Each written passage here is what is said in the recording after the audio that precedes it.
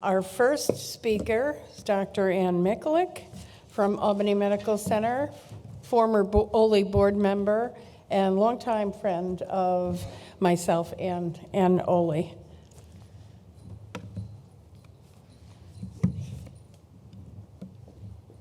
Okay, waiting for my slides here. Good morning, everybody. Nice to see everybody so early. I appreciate everybody getting up to be here. My role today is to just review the process that we go through in terms of getting people ready to go home with TPN. And I kind of divided it into two sections. One, talking about the clinician's role, and then talking about what we try to convey to the patients, consumers, excuse me. So I have no disclosures. So in terms of what we go through as clinicians, which a lot of times may be happening in the background in terms of the consumer perspective, is several steps. And it initially starts with trying to make sure that patients are qualified for HPEN. And then we look at several aspects of what we're trying to provide to the patient. So we look at their fluid requirements, we look at nutrient requirements, we adjust electrolytes, and then before patients go home, we always try to get them on a cycle, which means you don't have to be on a 24-hour infusion, which is generally how it's done while you're an inpatient. And when you transfer to home, we don't want people to have to be attached 24 hours a day. There are some clinical reasons why that may be necessary, but generally we try not to do that. And then we look at what we need to monitor for home. And I'm going to run through the clinician steps first, and then I'll go through the patient portion of it. So first we have to document the need. And there are certain diagnoses which will qualify for home parenteral nutrition without question, but we need to provide this information to the insurance company. There are clearly differences between different insurance companies in terms of what they will agree to cover and how much documentation we have to provide. And they may also have differences in what they'll cover in terms of what the cost to the consumer might be. So it's always important that we kind of look at what they might be requiring as an out-of-pocket expense for the consumers as they're going to go home on this fairly expensive therapy, whether it's affordable or not, and if there's anything that we can do to intervene if there does tend to be a fairly high out-of-pocket expense.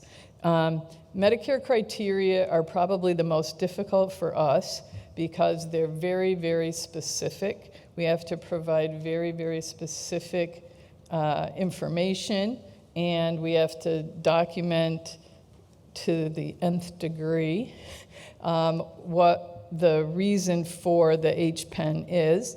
And in some cases, it's relatively simple. If you've had a very extensive bowel resection, there's really not much question, but there are a lot of other reasons why people may need to be on home pen that may not be as clear cut, and so we have to explain to Medicare and fit into one of their little boxes in order to get coverage through Medicare.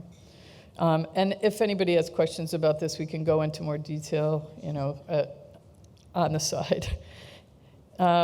So assessing fluid requirements is, one of the first things we do in terms of determining what we need to provide. And so in general, it's based on your body weight. So we calculate 30 milliliters per kilogram, and I'm talking about adults now. I don't take care of kids. It's a lot more technically difficult in terms of calculating for pediatrics. And then we have to account for what you may be losing on a daily basis, either through diarrhea or vomiting or other fluid losses if you have drains or you have tubes that you drain things out of during the day that has to be replaced. so that you don't get dehydrated. But what we generally look at is, as an indicator of how we're doing with hydration, is your urine output. So if we're maintaining an adequate hydration, you're going to be making an adequate amount of urine. And if you start to get dehydrated, and we're going to talk about the complications in a little bit, you see the urine volume going down, so that is an indicator to us that it's not enough fluid. In trying to determine this can be quite challenging, especially in hospital, because sometimes I think at home people are much more compliant with doing records and keeping things if we need them. And in hospital, we rely on a second party, which is our nurses, who are very busy, and sometimes they may neglect to document a certain amount of outputs. So sometimes we don't know exactly where things are when you're ready to go home. We have a pretty good feeling, but we may need to continue that monitoring at home, and I'll talk about that in a little bit as well. So then nutrient requirements, basically we try and make a best guess as to how many calories you're going to need, how much protein you're going to need. And these are kind of the rough requirements. Again, these are very, very broad, and most of the time people don't need exactly 25 calories per kilo. And in terms of protein, there can be a variation in terms of how much you may need, depending on, again, what your diagnosis is. If you have protein losses, you may need a bit more, or if you're malnourished when we're starting, we need to add a little bit more to try and catch up, and then we may adjust that down the line after a few weeks or few months. And then micronutrients are provided in the H-Pen bag with your multivitamin. There's a multi-trace element, which contains zinc, selenium, copper, manganese, and chromium, and those are all micronutrients that you need in very trace amounts. And then maybe need iron, maybe not. Iron is not contained in our standard multivitamin or multi-trace, so if you do need iron, that has to be provided separately. Not everybody necessarily needs iron, though. If they're eating a little bit, iron is absorbed pretty high up, so you may be able to absorb iron.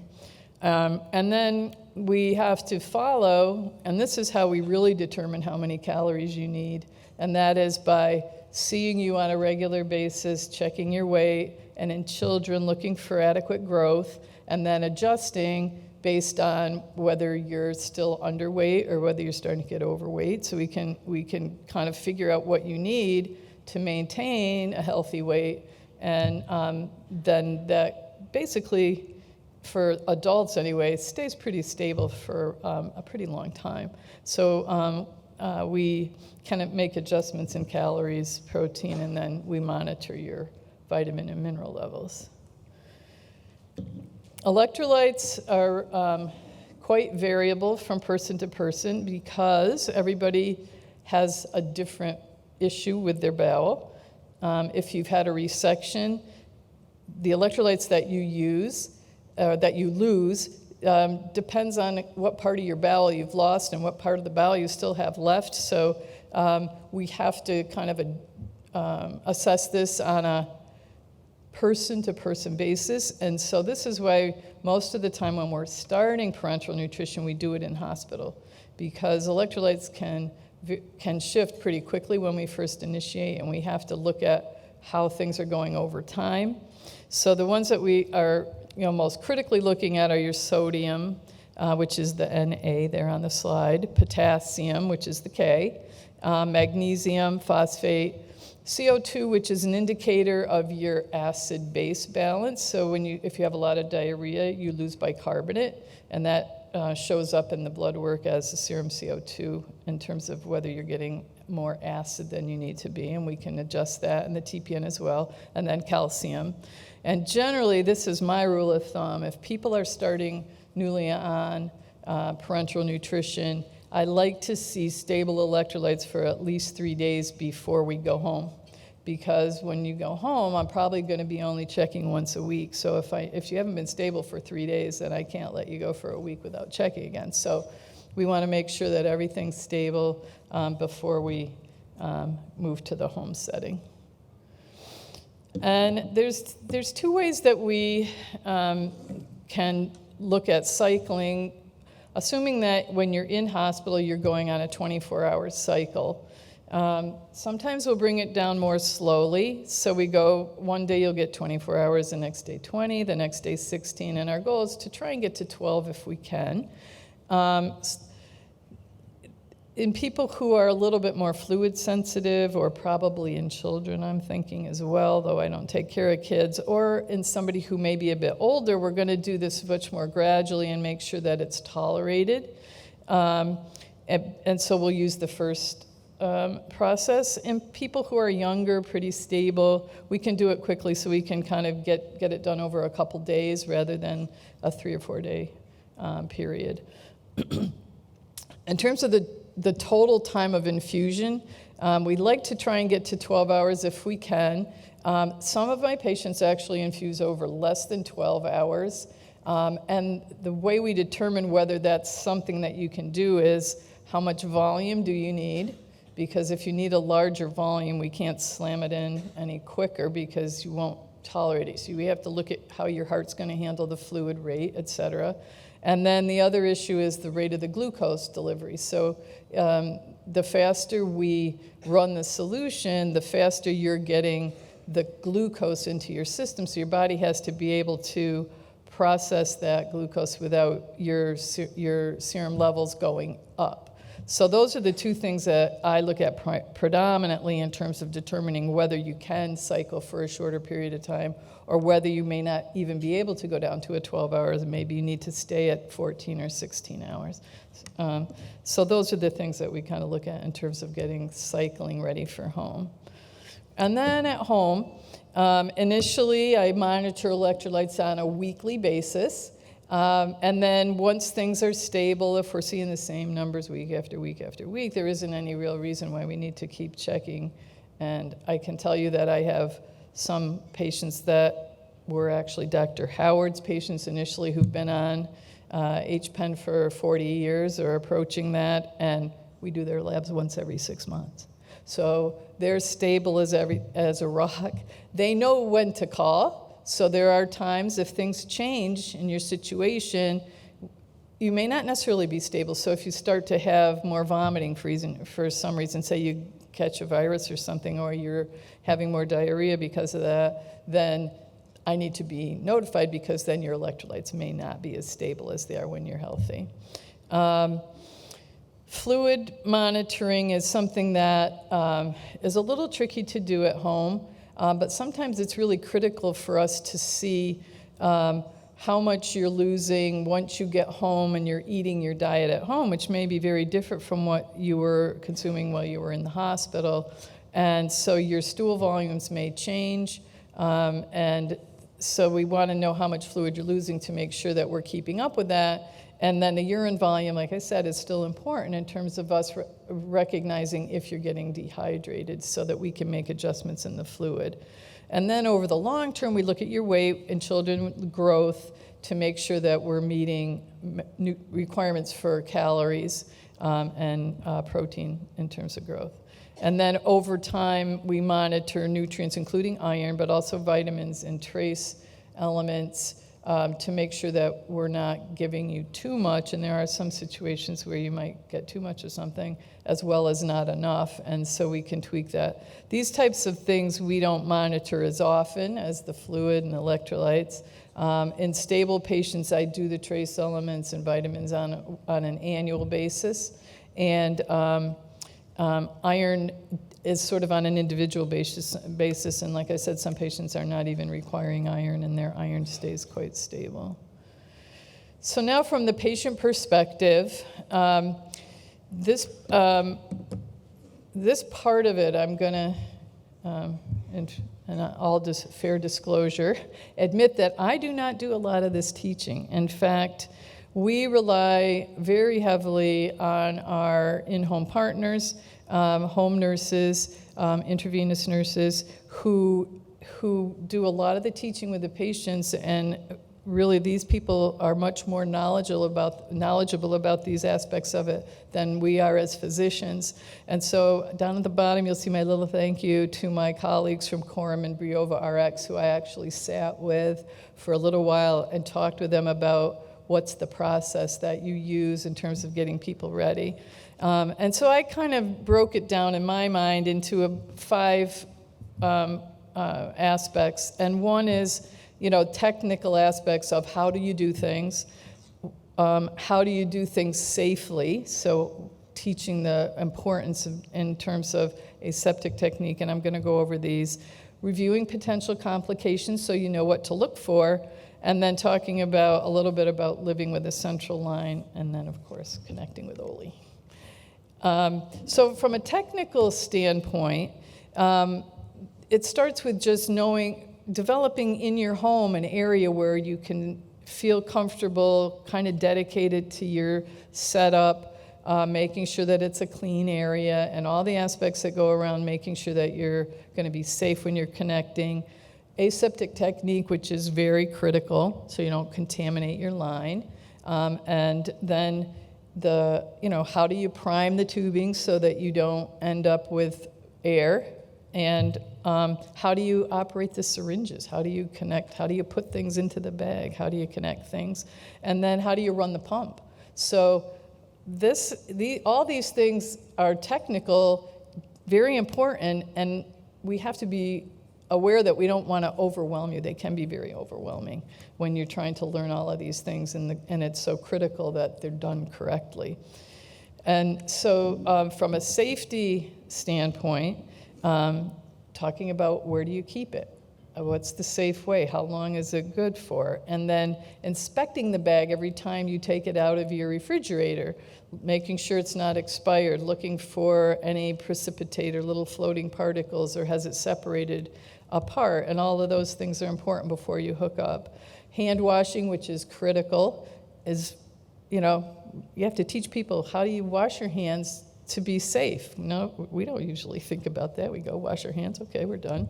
How do we scrub that hub and make sure that that hub is completely free of bacteria? And then what do you do in terms of managing, like if you don't have power?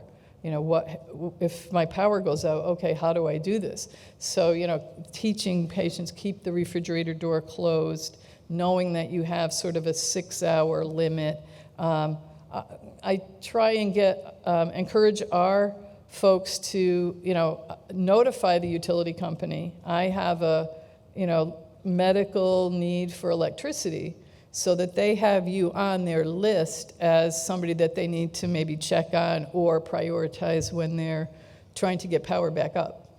And then knowing that maybe having a backup person, like a friend or a family member who maybe not in your area that could step in, or even just like making sure that within 6 hours I have to get this on ice and keep it cold. So then complication awareness, and again, doing this without scaring people half to death is really critical. So we talk about the separation potentially or precipitation, tubing disconnections, potential catheter things. Catheters can be a problem. They can break, they can get blocked, they can migrate. So we need to be aware of all the things to look for. You can get infections at the site, teach people how to recognize a site infection, or how to, what to do if they think they have air got into the line, how to manage that. And then from a medical perspective, issues with high blood sugar or low blood sugar, recognizing that a fever may mean that you're septic. You may have bacteria in your bloodstream, and that fever is critical to let your provider know immediately. Even if you think it's a cold, maybe it is a cold, but maybe it's not. You can get dehydrated, meaning not enough fluid. You can get too much fluid. And then in terms of nutrients, if you're not getting enough of certain nutrients, you can have changes maybe in your hair, your skin, muscle cramping, taste changes. All of those things will help us to recognize some deficiencies if they're occurring. And then just learning how do I live with a central line? How do I take a shower? What do I do if I want to travel? How about working? Some employers are like really skittish about people working in their place with a central line. And then trying to make available the availability of other consumers for a new person to talk to, I think is helpful. And then, of course, connecting with Oley is really, fundamental in terms of support. And I think that this is an area where obviously you guys are all good at because you're here, and we'd like to be able to reach out as much as we can to people who may be out there and not aware of Oley, who could use a little bit more support and know that maybe I'm not the only person left, that's doing this. There's other people out there, and I'm not alone. So I was going to have people share some of their experiences, but Joan said, no, we're not doing that now. We're going to do it during the conversation while we sit at the table. So I think I was perfectly on time. Yes, you were. And so we'll share experiences when we have our panel discussion later. Thanks.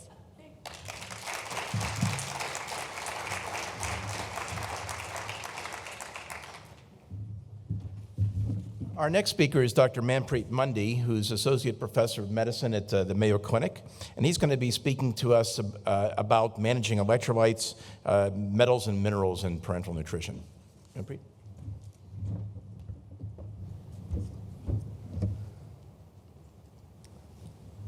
All right, well, thanks for having me.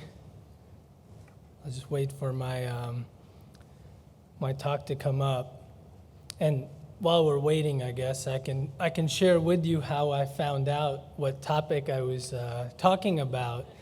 And Lisa, I think this was like a month ago, came into my office and said, oh, you're going to Oley, I'll be there as well. And I'm like, I always go. I think Oley is just a fantastic organization. Many of the key members there I consider my friends. And she comes in and says, well, if they're your friends, why are you giving the world's most boring topic? I was like, what do you mean? And we logged on. So here's my disclosures. But we logged on, and there's there's Kishore right up front at the brochure. And then I look and I go, managing electrolytes, metals, and minerals. Holy cows. No one else would do it. Okay. Now I know the reason. And then I go from there to the world's most contentious topic, which is NFIT. My security guard should be here soon, so I'll be ready for that topic, And so I thought a lot about how do I do this, and I only have 20 minutes to cover, this huge topic. And so what I'm going to do is just kind of talk about the broad topic first, why it's important, how to, look at our label, and then just entice you with the cool stuff, the fat-soluble vitamins. And then I'm hoping we can use my breakout session tomorrow to go into more of the details. And I would love for you to bring your questions about fluids, electrolytes, and the rest of the vitamins. So that way I can kind of stay on time. And my main objective for this is to keep you awake. That's pretty much it. Previously, I've given this talk, and it didn't work out well.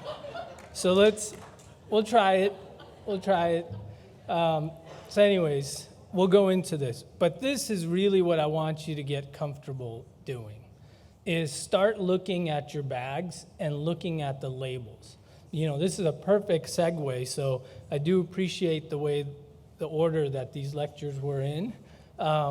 But really, when we're looking at the label, there's some key components that you can see there. The first, this is where all your calories come from. The dextrose, that's the carbs, the amino acids, and the lipids. Then we get into the electrolytes. And this is where it gets confusing because there's so many different ways. But you can see, essentially, there's sodium, there's potassium, calcium, and magnesium. And then they're given as different salts. So this allows us to kind of adjust things like the chloride that we're giving or the acetate. And then we can also give some phosphate as well. But then we get into this part that everyone kind of ignores. You're adding your own multivitamins every day, to the TPN. And then on top of that, trace elements are added. And I'll end with shortages and things where some of these could be missing. And we want you to get in the habit of looking at what's missing. Then you can also add some insulin if you're having high blood sugars. You can also add some H2 antagonists. Sometimes we use this to decrease stomach secretions if you're losing too much fluid. So with this, what I'll do is just go into some of the vitamins. And really, when we're talking about vitamins and minerals, the heyday was starting in the 1900s. So 1910, 1920, 1930. This is when we developed a technique on how to isolate these vitamins. So we were discovering one vitamin after another. And by the time we got to the 40s, the US government, through the National Academy of Sciences, said, we now know about the vitamins. This is decimating the population worldwide. There's hundreds of thousands of people that are affected by deficiency. What is the bare minimum that we need to keep our population healthy? And so they came up with these daily oral guidelines on vitamins. It was based on some of these estimates where this is the estimated average requirement to keep the average, so about half of the people, from developing deficiency. And based on this is where we get the recommended daily allowance, RDA. This is all over the labels and something important. But essentially there we're using the average and then saying if we give 2 standard deviations from that, we're really covering about 97, 98% of the population, and then we won't have deficiencies. So if we fast forward, so that's the 40s and 50s, then we get into the 60s, that's where we're having big discoveries in terms of parenteral nutrition. You guys have probably seen this slide now 1,000 times, but essentially key work by leaders like Dr. Stanley Dudrick shifted from oral nutrition to parenteral nutrition. And for the first time, we're able to use parenteral nutrition to allow growth in a normal way. So here's work with animal models and then with children as well. But keep in mind that some of this early work was all being done in a hospitalized setting, right? So even though you could sustain growth and keep someone going, you could not have them discharge. It was work by, more pioneers like Dr. Scribner, who took a lot of that work from hemodialysis and other modalities and then developed some of the techniques of home parenteral nutrition. So now patients could go home and flourish. But the big challenge, and this is just one of the quotes that I love, prior to this, keep in mind that short bowel often was a fatal disease. And now, with some of these techniques, patient could go home and flourish really with this for decades and decades. So now as this transition happened, we now have to shift from oral RDA, what are requirements for oral intake of vitamins, to parenteral requirements. And so a lot of groups like the Nutrition Advisory Group, American Medical Association, then started to have recommendations for parenteral vitamin supplementation. And that's what we'll kind of go into. So they really gave us for water-soluble, fat-soluble, and those are the ones I'll focus on this talk for the sake of time. And then they also gave us recommendations for trace elements. These have been modified. We've learned that perhaps manganese you don't need as much as we were giving early on. Same thing with copper. So some adjustments get made year to year. But this is what we see in Mayo Clinic. This is sort of our formulary of all the vitamins we have.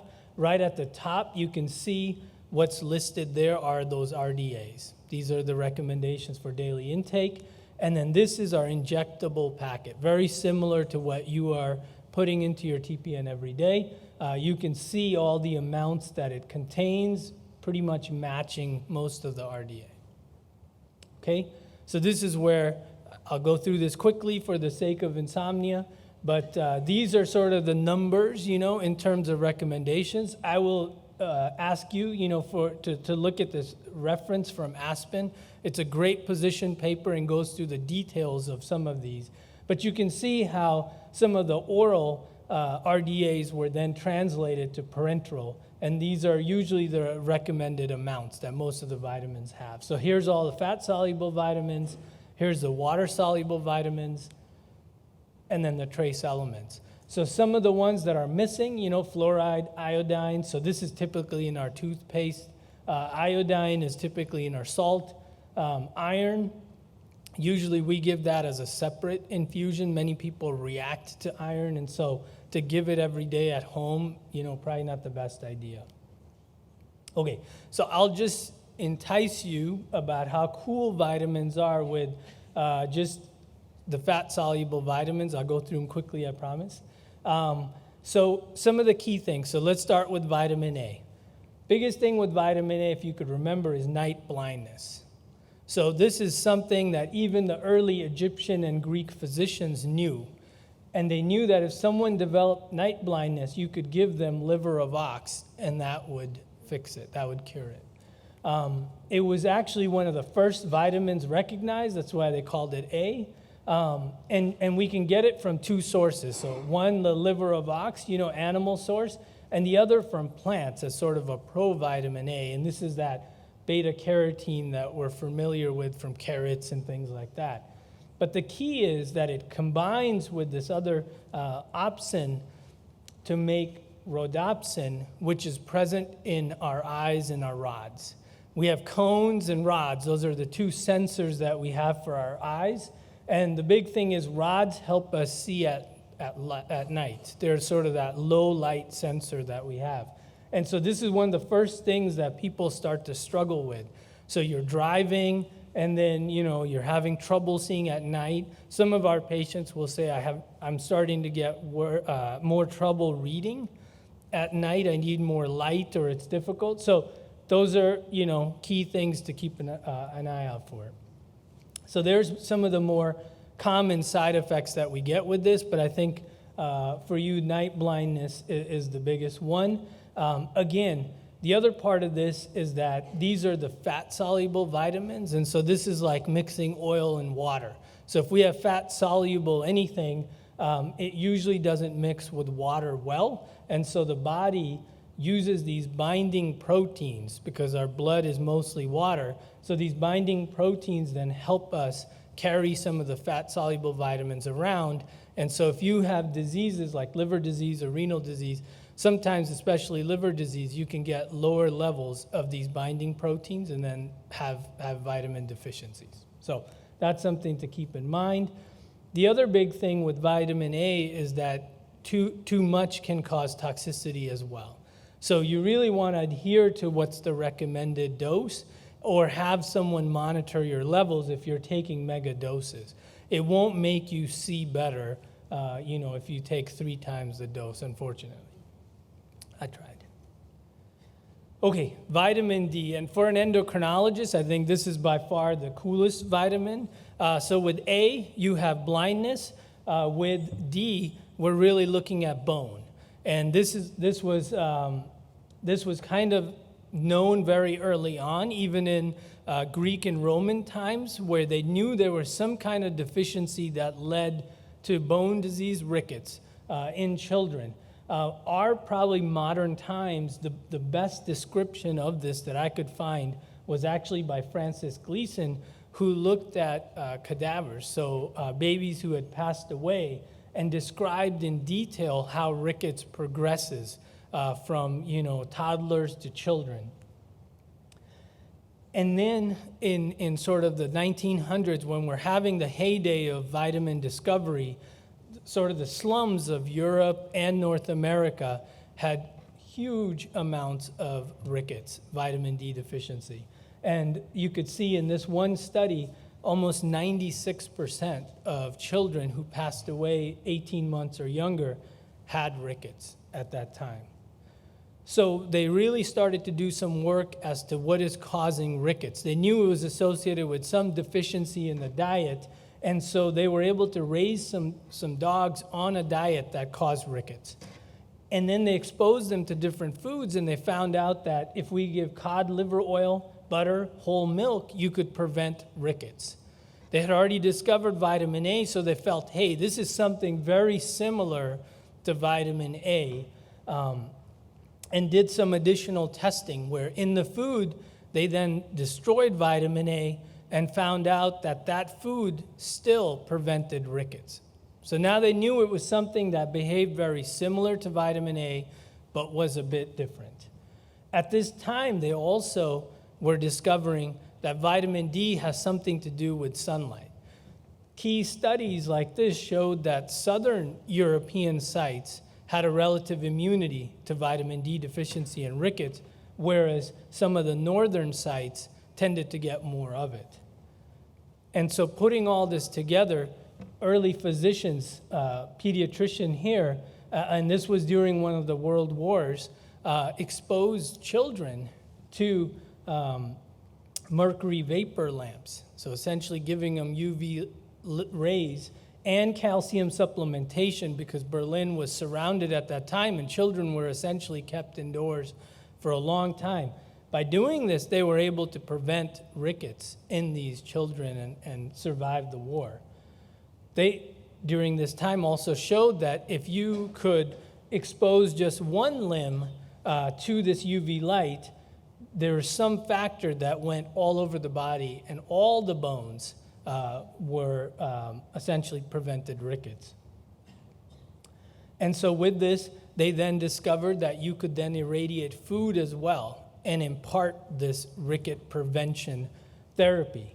And so, like I said, this was also the heyday of discovering about vitamins and fortification of our food. So we started to become more concerned with the general population. We added iodine in the 1920s to salt. And then we also started adding vitamin D to milk. So children now would get a good dose of vitamin D if they drank their milk. And for the adults, they also then added it to beer. And what they found out is that people tended to overdose on vitamin D, so that children could control themselves, but not the grown-ups. So I'll just go through this quickly, but essentially here's the physiology of vitamin D. So, you know, what we essentially do is we take a cholesterol turned into this molecule, expose it to UV rays, and that's how we get pre-vitamin D3. This then becomes vitamin D3. But the story kind of doesn't end there. So these next few slides just show you proof that I'm not making this stuff up, but essentially if you're getting more sunlight, the more southern your site, you know, your city where you live is, the more sunlight you get in the summer, and then the more vitamin D you make. And then this also talks about deficiency, and most of the world or population lives in zones where you're probably not getting enough sunlight all year long. So I'll go through this quickly. The other part of this is that when they've looked at deficiency, they've shown even in countries like the Middle East and those that are very close to the equator, people are still deficient. Children, adults are still deficient.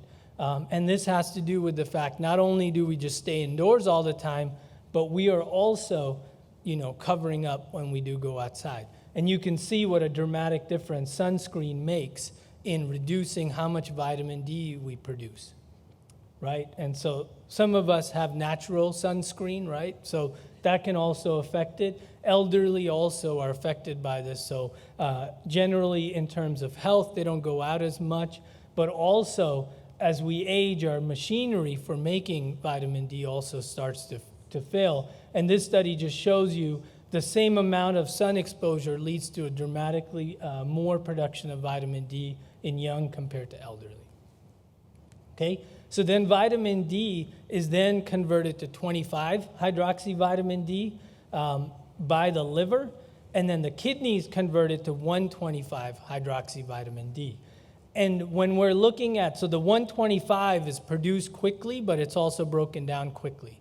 So that's key thing to remember. So when we're checking for, do you have enough vitamin D? We are really checking 25 hydroxyvitamin D. That's where most of our stores are. So keep that in mind.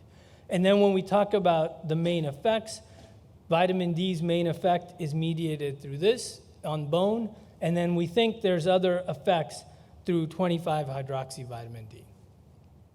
Okay, here's just a picture of what it does. Key thing for vitamin D is that it keeps your calcium and phosphorus level in the blood at where it needs to be. And so it'll do that by reabsorbing from the kidneys, from the intestines, as well as from the bone. And so that's something to keep in mind. So if you have vitamin D deficiency, early on, calcium and phosphorus levels are going to be normal, so we can't necessarily detect this. It's until much later that we see calcium levels drop. I'll just kind of go through these quickly, but these next few slides are for your reference and show us the relationship between vitamin D and bone health. And it also shows you that if we increase vitamin D from 20 to 32, we also increase intestinal calcium absorption by almost 60%. So with this is how we get to the levels.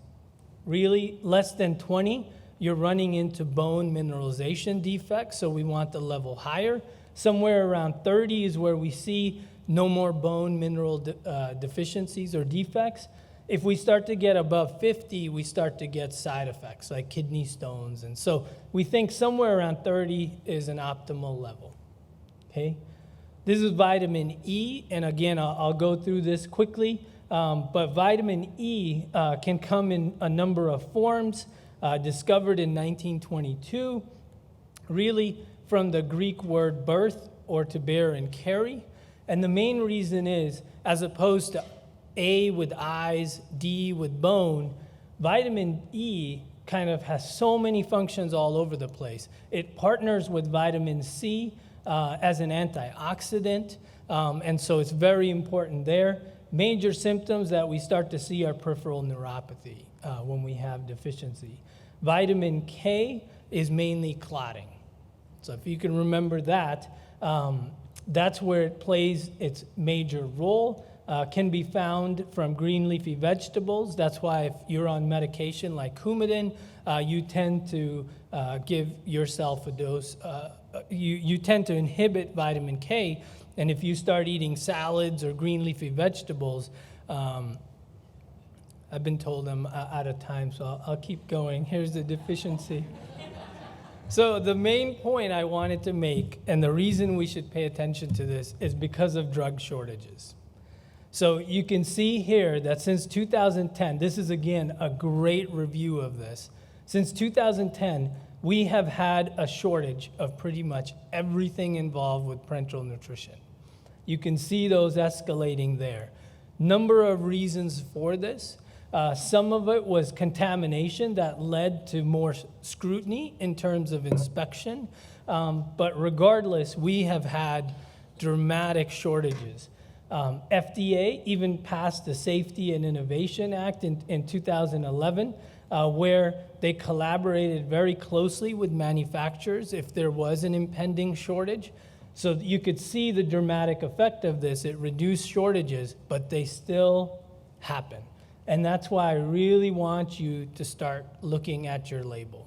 Take a picture of it when your bags arrive, and week to week, see what the difference is. Sometimes there's a shortage, and these are no longer present. So want you to get in the habit of this. These are just kind of pearls, some summary combination of vitamins.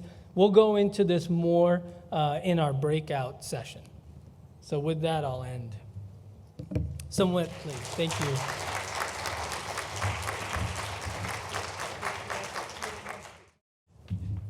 Thank you, Dr. Mundi. You passed the test. Next year, more exciting topic. And I'm a little sensitive to your talking about the elderly, so try to keep that to a minimum. Our next speaker is a very good friend of Oley's, served on our board for 6 years. And Dr. Doug Seidner, Associate Professor of Medicine, Director of Center for Human Nutrition at Vanderbilt University. Thank you. Well, that was great. The big takeaway I got from Manpreet was that as we get older, since we don't make vitamin D well, we should retire and move to Florida. So I got this interesting topic from, well, first, formally, thank you for the invitation, Joan and Alan. I appreciate it. I'd love to speak to you all. Glad you came. I understand there are people home watching in their pajamas. First full day of summer, so wonderful thing. It's warming up finally up here in Chicago, though it was a little chilly last night.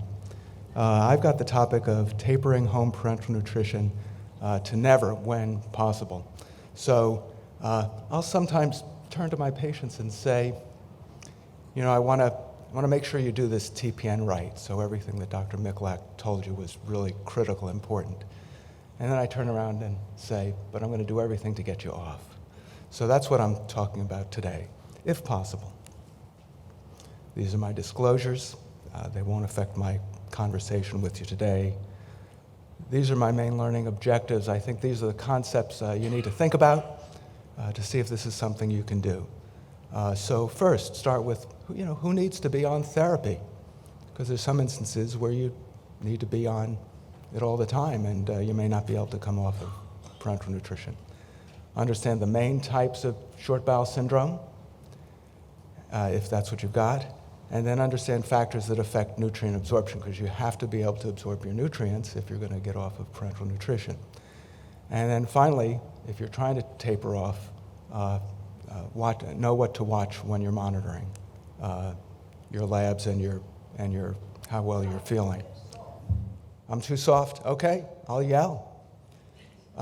So, courtesy of the ESPEN, the European Society for Nutrition and Metabolism, they published this position paper in 2015 trying to clarify definitions for intestinal failure. So first, intestinal failure is the reduction of gut function below the minimum necessary for absorption of macronutrients and or water and electrolytes such that IV supplementation is required to maintain health and or growth. And if you don't require parenteral support, then you've got difficulty absorbing your nutrients, then you've got intestinal insufficiency. I hope this projects better up here than it does on my slide here. So I've put together this slide. This is what they discuss in this rather long paper. They start with talking about functional classification, and they've got 3 types.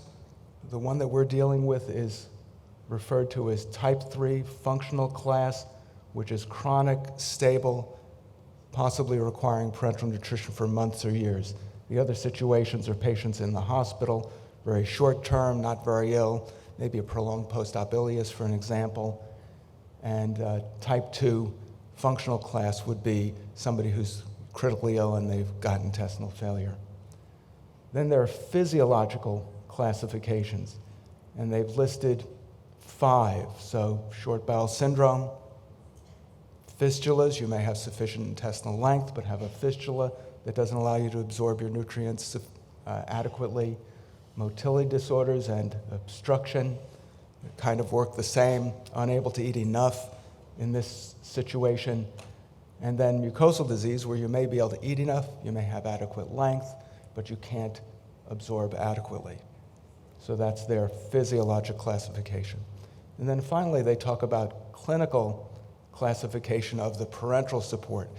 And when they first published this information, they had 16 groups based on 4 categories for volume and 4 categories for energy requirements. So if you can imagine a table of volume across an energy requirement, and you end up with 16 boxes. Then they started collecting data from large centers sent to Dr. Peroni, and a subsequent publication, they whittled things down to 8. On top of that, there is short bowel syndrome anatomic classifications that we need to think about, especially when we're trying to taper therapy. Again, we've got types, so try not to confuse everybody, but there's 3 types, and I've got pictures of this coming up. And your slides are going to get to your phones soon, so don't crazily write notes. All of this, you'll get these slides. So type 1 is a jejunostomy, type 2 is a jejunal colic anastomosis, and then type 3 will be a jejunal anastomosis. Again, these are all short bowel syndrome patients. So they discuss that a little bit as well in these publications. So here's the subsequent publication just last year, Dr. Peroni again, in Italy. And so you can see this table that they've simplified. So here is the volume of parenteral support that you might require each day. So ranging from less than 1 liter to between 1 and 2, 2 and 3, and greater than 3. And then they just went from just fluid support, no nitrogen or energy, and then parenteral support, any sort of nitrogen or energy requirement. So 8 categories. And the reason they're doing this is to learn prognosis. You know, we're always learning about taking care of our patients. So that's the clinical classification. Most of you probably know a little bit about normal adult GI anatomy.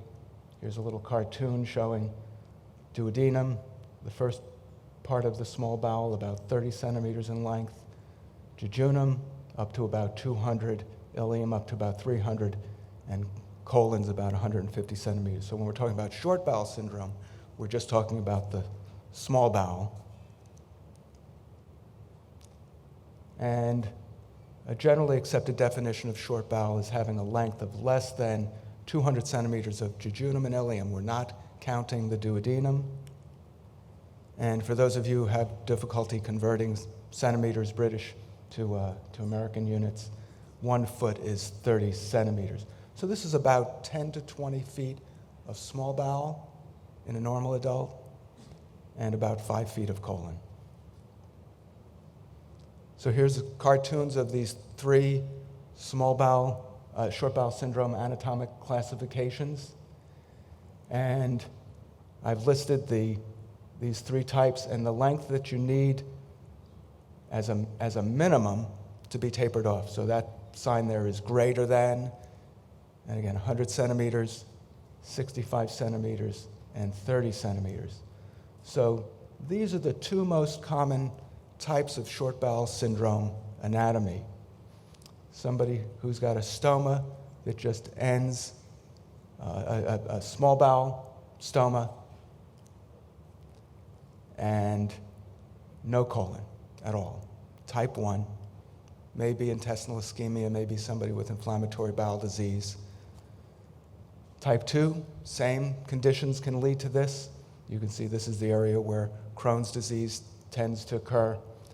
And so a tendency for patients to have this anatomy, and you go in for surgery, and surgery again, and you end up with this type 2, where you still have your colon intact and you're having bowel movements per rectum.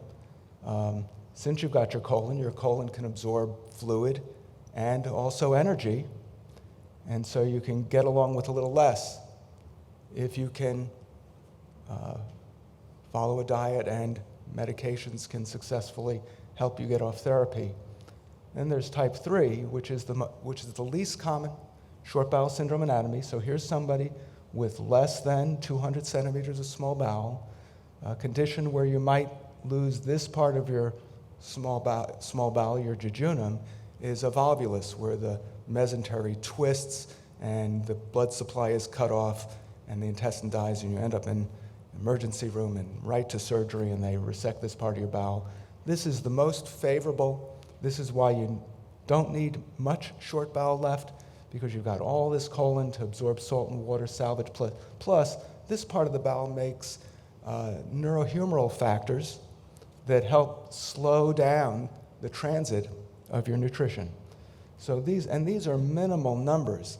If you were to ask me 30 years ago what the cutoffs were, I would probably add about a foot to these lengths. But we've found that with intestinal rehab and following a diet very carefully, which Kelly Tappenden will talk about later this morning, we can try to get you off of parenteral nutrition with a lesser length of bowel. Okay, now a conceptual slide. This is courtesy of Pally Jeppesen, published a few years ago. And what he shows here in this figure is you've got, along the bottom here, the x-axis, how poorly you're absorbing. So here we're starting at normal, and in this direction you're absorbing less and less. And here you've got individuals with intestinal insufficiency, and you cross this magical line here, and you've got intestinal failure because you require parenteral support. And then this, on this vertical axis, up and down, y-axis, you've got how much nutrition support you need, how much extra fluid orally, and then on top of that adding parenteral. And depending on where you fall here, and this gets toward those categories a little bit that I showed you before. So if your intestinal failure is severe and your volume requirement's very high, if you treat your short bowel syndrome and you have some degree of improvement, you may be able to cut a little bit of fluid down and reduce the time that you're on parenteral nutrition, but you may not be able to taper off. Lesser severe situation here, and you get a little better, you may be able to skip days. So you may stay hydrated, adequately hydrated on the days you're not getting parenteral nutrition, but you may not be able to come off again as well if you're over here in this area. And then if you're close, then that's where we hope that intervening, we will let you cross this magical line and get into the insufficient range where you're not requiring parenteral nutrition. There was a term on the slide there, heterogeneity, large heterogeneity in absorption. That means there's great difference, and no two people are alike. So you don't see anybody looking alike here. Look all around the room. Some of you may have similar short bowel syndrome types and lengths of bowel, but you may respond to intervention differently. So what are factors that favor nutrient absorption? So we already talked about remaining length and anatomy. That's sort of pivotal, the very first factor. Segment that's resected. So even though normally your jejunum absorbs most of your nutrients, there are things that the ileum does that are unique. Absorbing vitamin B12, absorbing bile acids that help you absorb better. The ileum can adapt more than the jejunum can adapt, and the ileum also has these neurohumoral factors that slow things down. So you'll do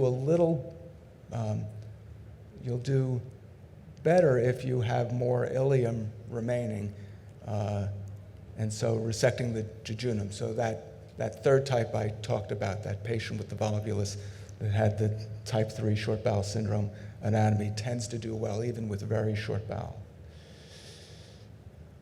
Absence of mucosal disease. So I alluded to this earlier on with the pathology. So if you've got inflammatory bowel disease, radiation enteritis, any mucosal inflammation that's going to lead to less absorption, you will do less well. So you need to treat those diseases if possible. We've generally got good drugs for inflammatory bowel disease. We don't have much available for radiation enteritis. Some patients will have small intestinal bacterial overgrowth. So if we treat that overgrowth, the mucosa will function better. upper GI function. If you've had gastric surgery, your foodstuffs are going to exit the stomach more quickly. If you've got liver disease and difficulty with bile acids, pancreas disease where you're not making enzymes in a normal amount, you will do less well with a given length of bowel. Then there's intestinal adaptation.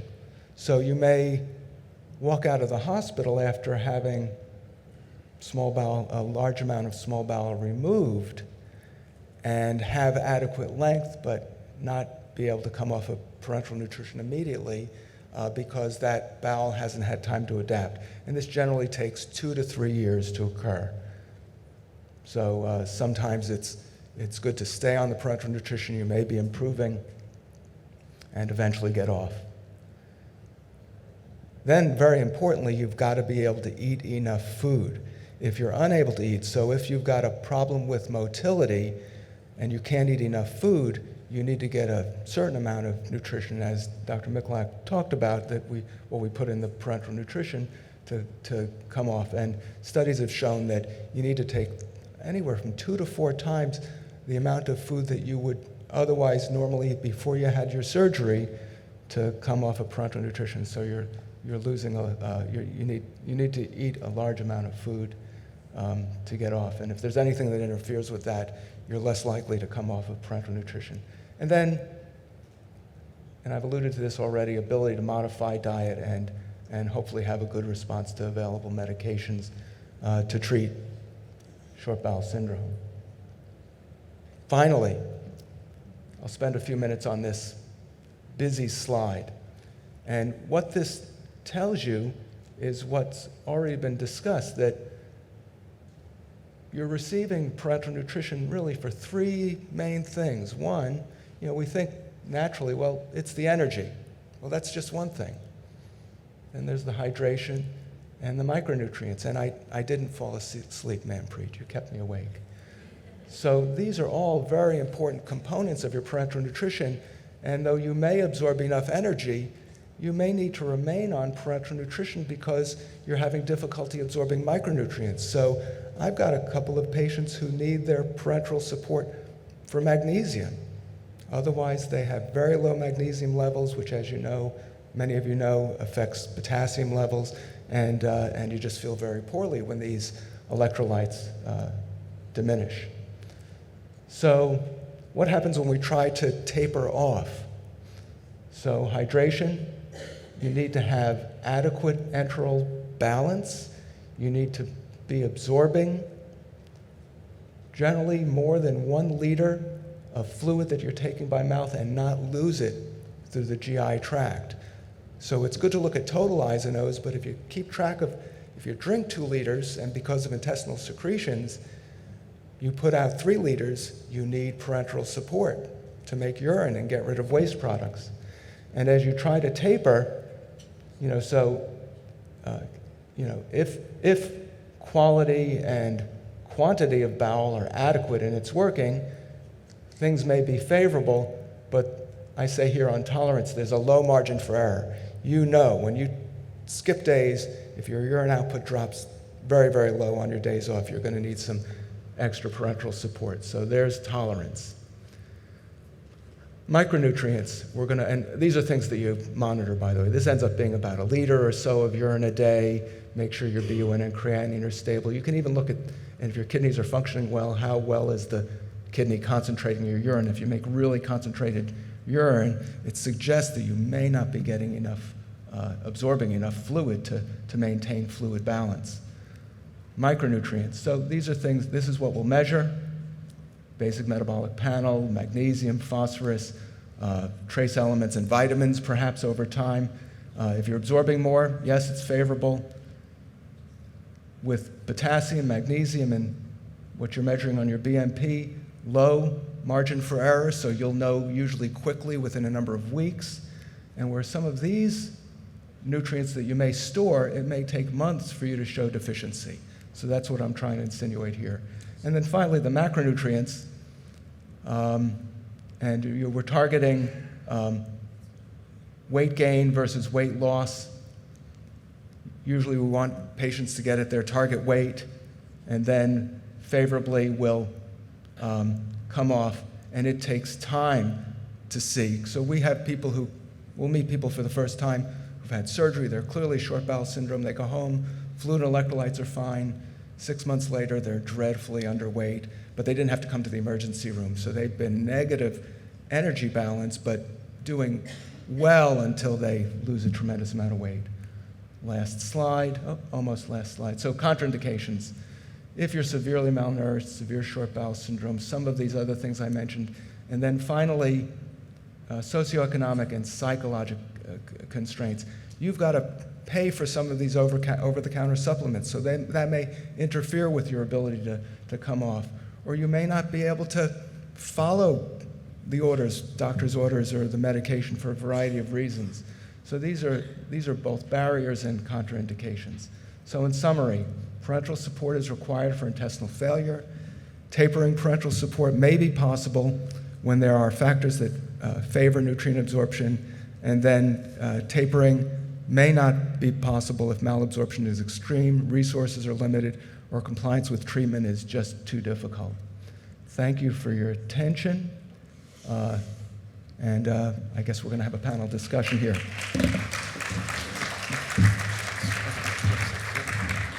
If I could have all the speakers up from this session.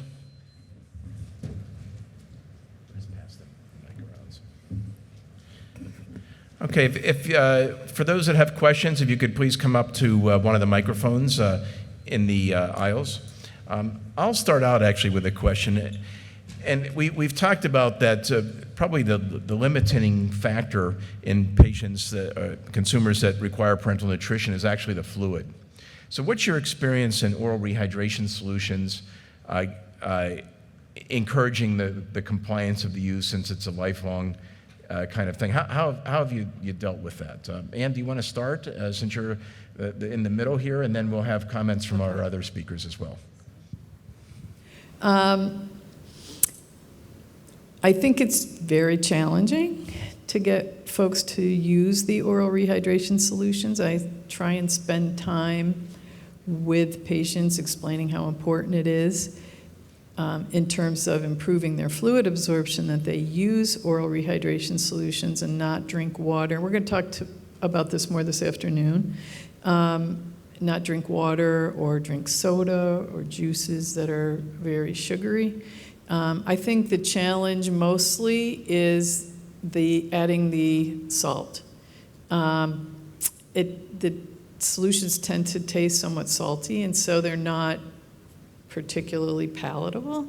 I do have some people who are extremely compliant with their oral rehydration solutions, and they do really well. But I think it's pretty challenging, and I'm going to say that in the patients that I'm taking care of right now, probably less than 20% of them actually drink oral rehydration solutions on a regular basis. They may drink G2 Gatorade, which is the lower sugar form, but they don't add the salt. So they're not drinking a lot of sugary beverages, which I think is helpful, but they may not be drinking the salt, which helps the absorption in terms of the combination with the sugar. So, yeah, I think that's a big challenge. So of those short bowel syndrome anatomies, we're talking about the type 1 mostly. The type 2 and the 3 have some or all of their colon, and those individuals generally don't require the oral rehydration solutions. So the high volume parenteral support are often the individuals with with an end jejunostomy. So. Yeah, that's exactly been our experience as well. And so the other part of it is also, in terms of oral rehydration solution, has been changing the taste of it. So we have kind of gone to having our patients make up their own recipe. So we will give them guidance, which is based on the World Health Organization oral rehydration solution, and then add different flavor packs because, they're like, I cannot take any more of lemon ever again. So then we switch it up and so that's been the compliance issue. And that was a great question because this is often where many of our patients end up with not necessarily requiring calories from TPN, but we're not able to wean off because of fluid losses and electrolyte losses. Very good. So I think one comment I would just add is that, drinking water is probably worse than drinking nothing, because these solutions that we've been talking about have a very high amount of sodium in them, which replaces the sodium that's lost in the stool. And so what happens is that when you drink water that has no salt in it, never did, never will, it sucks the salt out of the intestine and into the lumens. You actually lose salt that way. So compliance is poor, but they are critically important. We have a question at the microphone. A comment based on the oral rehydration solutions. We have a hydration station, and during lunch they're offering oral rehydration solutions in the form of a snow cone. So nice and cold, it should be much more palatable. So that's exciting. Make sure you stop by. And a comment on your talk, Anne, I believe, was on preparing for emergencies. There's a nice article in the recent newsletter, Lifeline letter, drafted by Dr. Russ Merritt on emergency preparedness. So if you want to tune into that, I think you'll find it really interesting. Thanks. First of all, thank you. Regarding the fat soluble, so if you've got a long-term patient, for example, lifer, how often are those needing to be checked? Because that's something that I don't find a lot of. We do this CMP, CBC, MAG, FOS, but they don't think to do those extra. So what do I go tell my GI? How often should those be tested? And for us, especially with D and where we are in Minnesota and where most of our patients are, we do check every 3 months, and then if things are quite stable and we haven't noticed, we can decrease that to 6 months or once a year. But we've noticed in the winter months, we do need to check. So especially when spring comes, that's probably the lowest point for vitamin D for our patients. So we're checking based on geography as well. When I monitor vitamin levels, I often will have patients withhold their multivitamin for a short period of time because if you infuse vitamin D the night before and then you go into the lab or the nurse comes to your house and draws it in the morning, I'm not quite sure how valid that number is going to be. And I don't know whether it's not valid because we just don't know. So my question for you two guys is, do you do that when you monitor vitamins, and how long do you withhold if you do?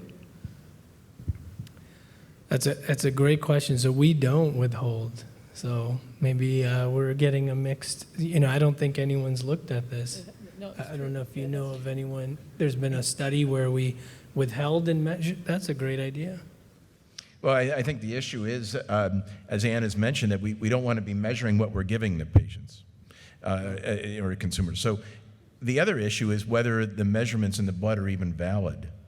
So for example, like zinc, we often measure serum zinc, but no one's ever correlated that with zinc deficiency. It's because what's in the blood is not necessarily what's in the tissues. So we don't know a lot about these nutrients, especially the micronutrients, in terms of what really is a measurement of adequacy. We also don't know how much to give IV for many of these nutrients because it may actually be greater needs than those that are in the RDA, because some of the nutrients will just go out through the urine, some of them will adhere to the bag or the tubing. And metabolism is quite different. In fact, I'll mention about metabolism in my talk later today. So, And do you? Well, so no. We don't. Do you withhold oral or IV? Well, oral for the morning Okay. of the draw. Oral for the morning, she And said. then the IV usually at least a couple days, 2 or 3 days. Well, so I'm thinking about one. It's a great question. I think the answer is we don't know because there's no literature. I think it's okay to withhold the oral, but I'd be worried about, because all the studies that we have, so the studies that have been done to look at various nutrients, we'd have to go look at the methods to see if they've withheld. Because if they've had it and they've found low, then I would tend to say, let's keep on doing what, measure it from what little we know, and I'd be, I think, worried with withholding it. I mean, I don't know. So as I said, the answer is we don't know, but it's a great question. So maybe we'll start a research study. Next That's question. what we need. I was wondering, because you touched on it briefly about motility disorders, like what you found has worked, hasn't worked in terms of weaning TPN, because there are similarities with short bowel, but at the same time, the bowel is completely there, it's just not functional. So I didn't quite hear the question. Say what. So their question was, in terms of motility disorders, pseudo-obstruction, we sort of talked about weaning from short bowel, but the pseudo-obstruction, there's malabsorption as well. How do you go about weaning parenteral nutrition in those patients, and how is it similar, and how does it differ from an individual with short bowel syndrome? Yeah. I would say tapering doesn't differ terribly from, even though I gave short bowel as the example, and even though that's where we can intervene with diet and medication, I think everybody who's on parenteral support, the question is, can you absorb a sufficient amount from your oral intake to support your health? So if with partial obstruction or a motility disorder, you may be limited in how much you can eat. You may have to modify your diet for that obstruction, maybe low fiber, low residue. And if you're getting a modest amount of energy and you're gaining weight on your parenteral support, then your caregiver your provider can reduce the energy content of your nutrition.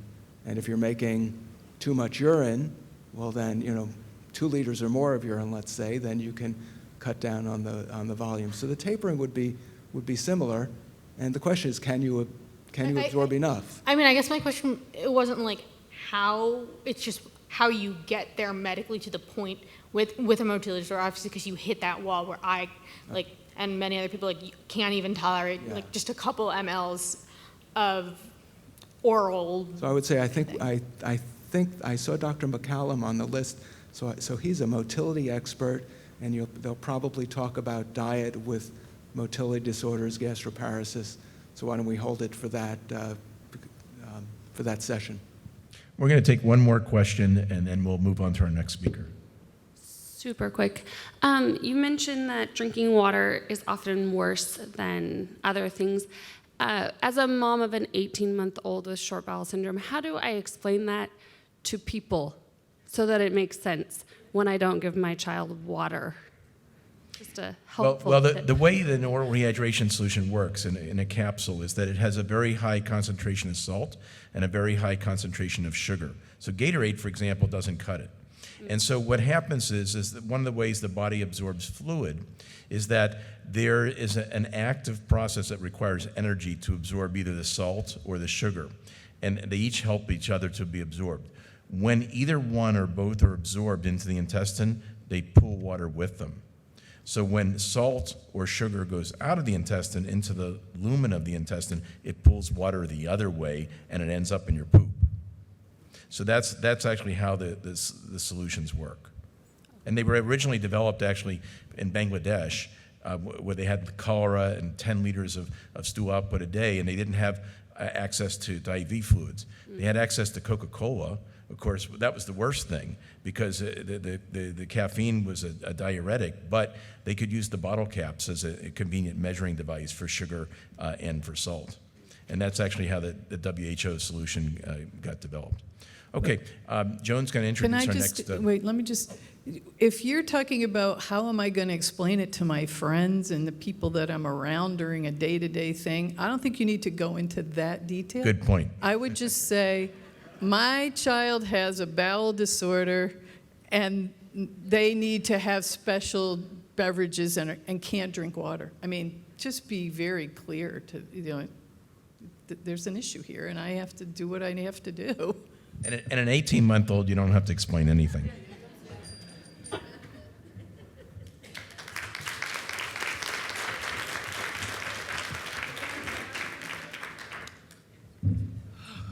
It's not easy being me. Oh, and he's the co-course director. Okay, and our next series of presentations are Hot Topics, HPN Research Prize recipient presentations. And we have Yannick, who we were looking for last night, presenting the awards. So if I could have the Heather Stanner, Yannick Wouters, and I'm going to wrestle with this, Saketh, Reddy, Velapati. Did I get that right? Yep. If you could come forward and present your research. We're looking forward to hearing more.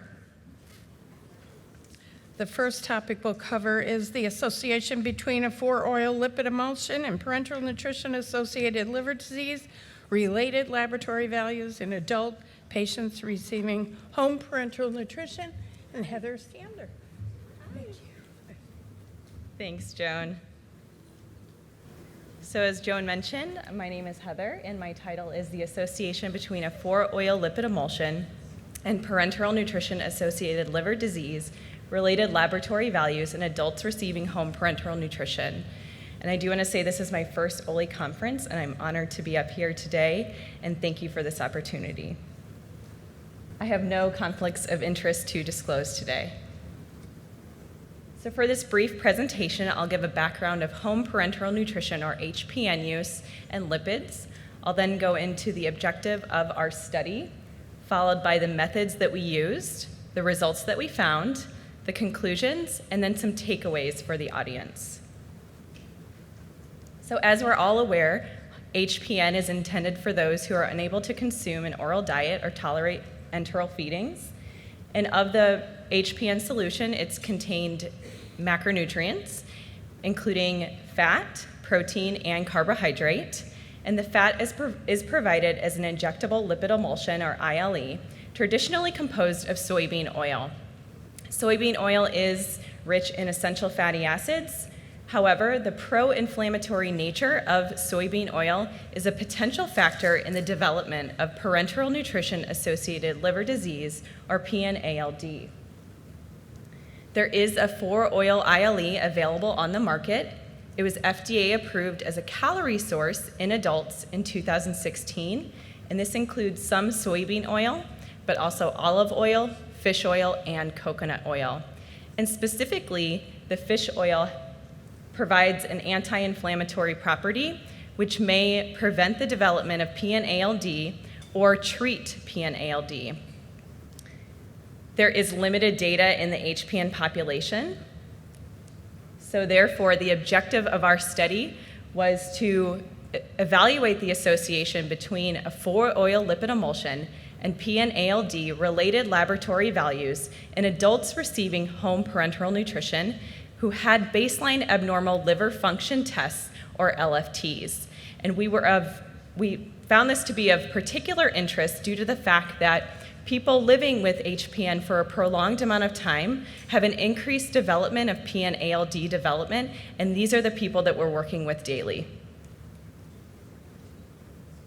We were able to involve 12 branches of a large home infusion company in 9 different states. We included adults receiving home parenteral nutrition who had baseline abnormal LFTs, including ALP, ALT, AST, or T-Billy.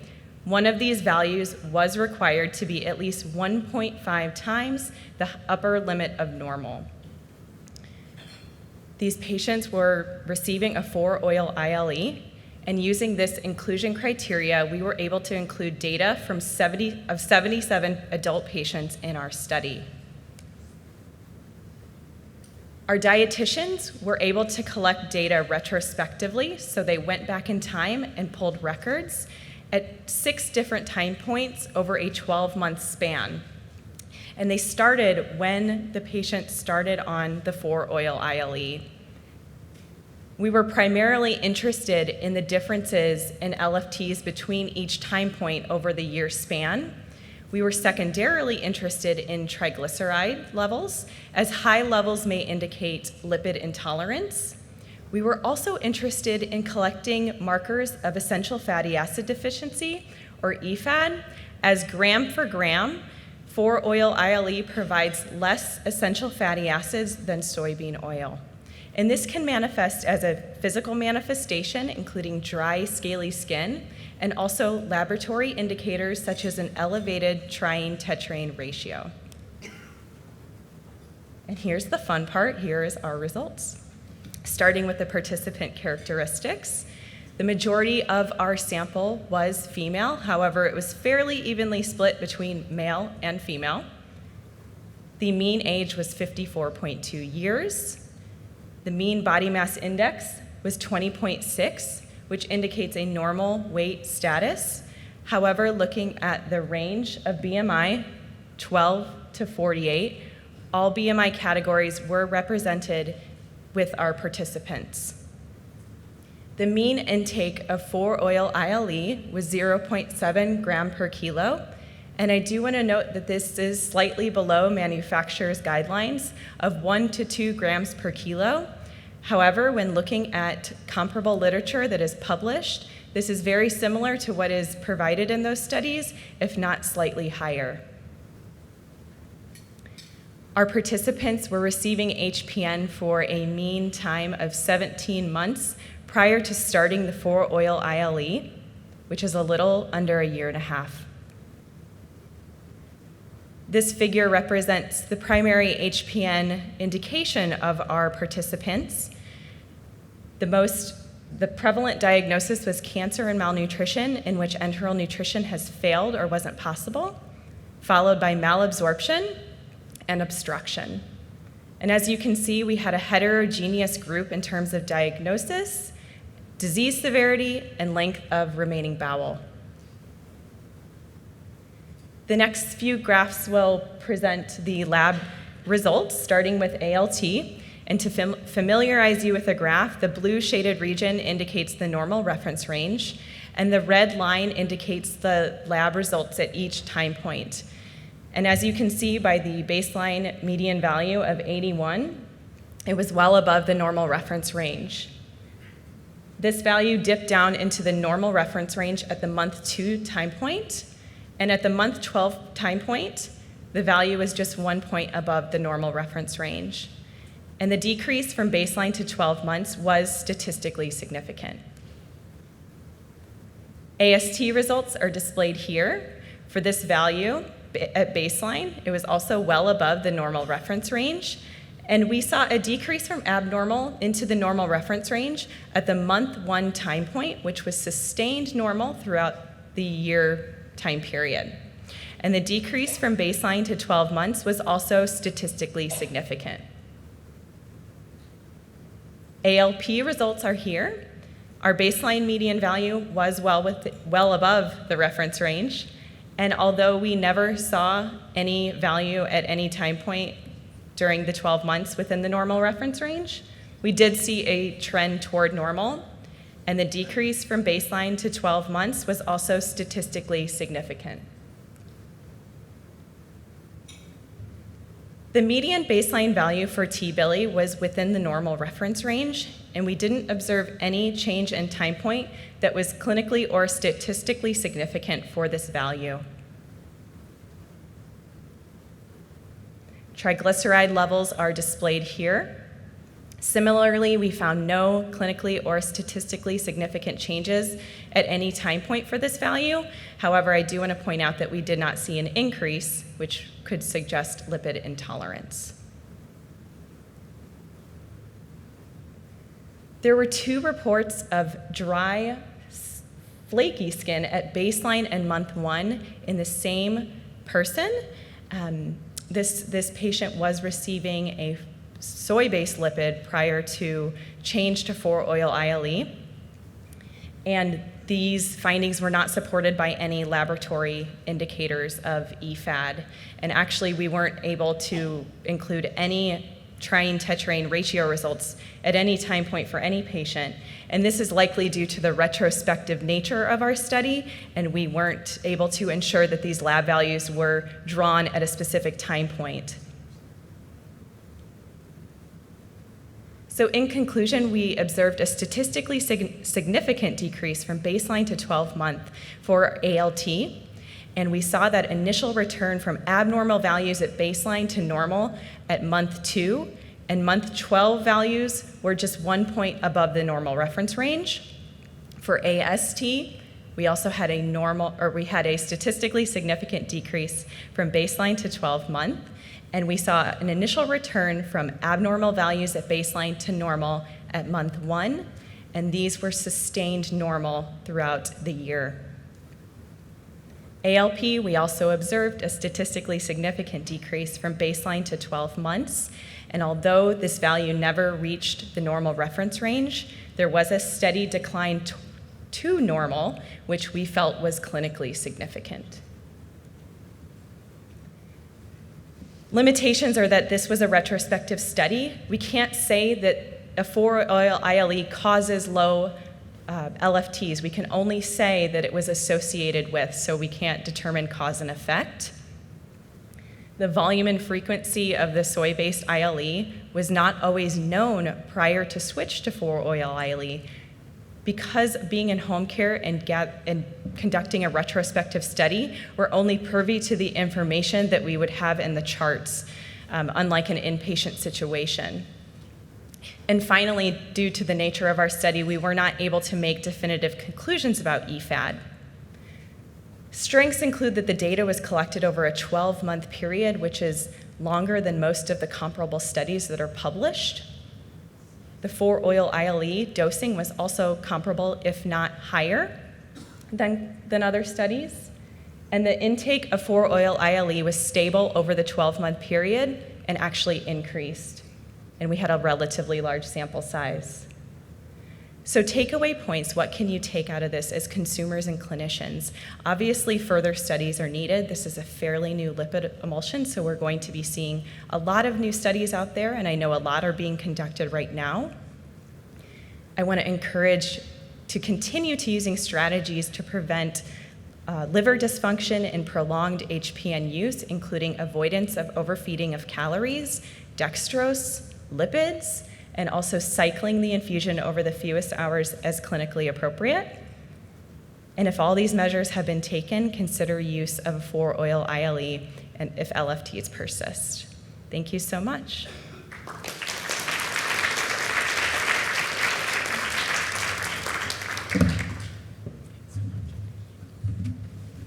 And next we invite Saketh, Reddy, Velapati. Oh, there he is, good.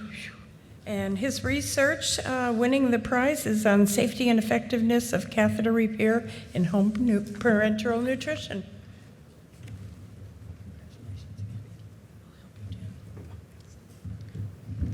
Good morning, everyone. Thank you.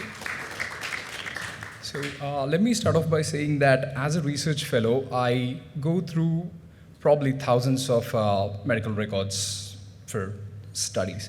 And I've seen how much patients with HPN struggle, and it's great that Oley Foundation is striving to make a difference and enrich their lives, and it's actually an honor for me to present my study at this conference. So let's start off. So I don't have any financial relations or conflicts of interest to disclose. So the learning objectives for today. I think the presentation could target both HPN providers and consumers, and it can explain the importance of central venous access in the HPN patients.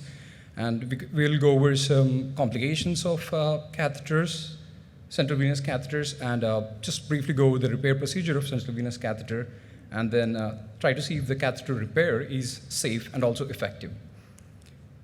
So let me start off by saying we know the incidence of home parental nutrition. Over 25,000 people are currently taking HPN, and the most common indication is chronic intestinal failure. Majority of those patients have to be on the parenteral nutrition for a very long time. It can be very overwhelming and cumbersome, and for some patients, it's just the only mode of nutrition. And because it's the only mode of nutrition, it is definitely life-saving, but it is not free of complications. We have some major complications like intestinal failure-associated liver disease, central line-associated bloodstream infection, which is CLABSI, and I'll be referring to CLABSI as just infections for the purpose of this presentation. And another complication is central venous thrombosis. Maintenance of central venous access is the major criteria in home parenteral nutrition, and we'll just see in a moment why. So first of all, immediately, if you look at this picture, what do you see? The biggest thing in the picture, it's the heart, right? And the central venous catheters, they're just, we can say that they are a gateway to the heart. They connect the heart to the external environment, be it nutrients, be it medicines. It's just very important that we take care of them. It's very important that they stay in good shape and they're functional, fully functional all the time. And there are a lot of complications that can impede the complete function of central venous catheters, like thrombosis.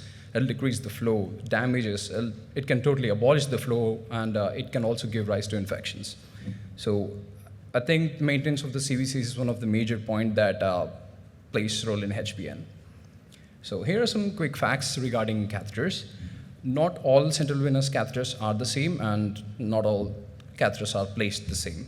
All types of CVCs can get damaged because of their long and tortuous nature. And complications like damage and infection may depend on the site of the CVCs, as been proved in some studies. And another major important point to note is that not all catheters are repairable, and not all damages are repairable too. For now, there is no hard and fast rule that so-and-so damage is repairable and so-and-so is not. But generally, the consensus says that if the damage is less than 2 centimeters from the exit site of the skin, it's generally not safe to repair it. It's better to replace it. So if the damage is beyond 2 centimeters of the skin site, the skin entry site, then it's safe to repair. So a few other parts. Catheter breakage, as you'll see in the results, is one of the major complications as common as infections.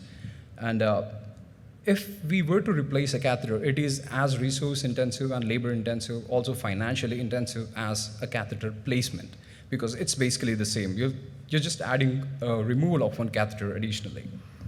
And studies have shown that only under strict aseptic conditions and under ultrasound guidance can a catheter be placed very successfully, and that will ensure its maximum longevity and decreased risk of infections.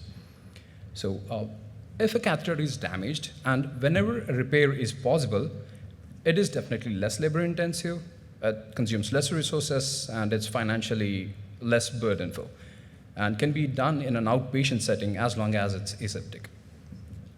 Also, it's a noteworthy point that a lot of manufacturers of the catheter have designed their own repair kits through which we can, through which the providers can repair the kits just like easy in an outpatient setting. Our current study aims to bridge the gap between the safety and effectiveness of catheter repair in the United States. For the methods, we've done a retrospective review of our clinical database from September 1997 to April 2018, and we included only adult patients who've had at least one catheter repair for their at least one catheter in their lifetime. We collected data regarding their clinical progression and also the follow-up variables after the catheter has been removed. And our primary outcome of interest was to see if how safe the catheter repair is, not comparing it with the replacement, just to see how safe it is and how successful our repairs were. Or also additional outcomes were to see the organisms which were responsible in the infections in our population. So let's go with the catheter repair, and it's a word of caution that please do not try this at home. It can be done in an outpatient setting, but you'll soon know why. So it is to be done in an aseptic environment, and there are just some 6 simple steps for the catheter repair, which we'll go through. In the aseptic precautions, when you see the damaged site, just proximal to it, we need to clean it with an alcohol wipe, and there is also a kit available. I'm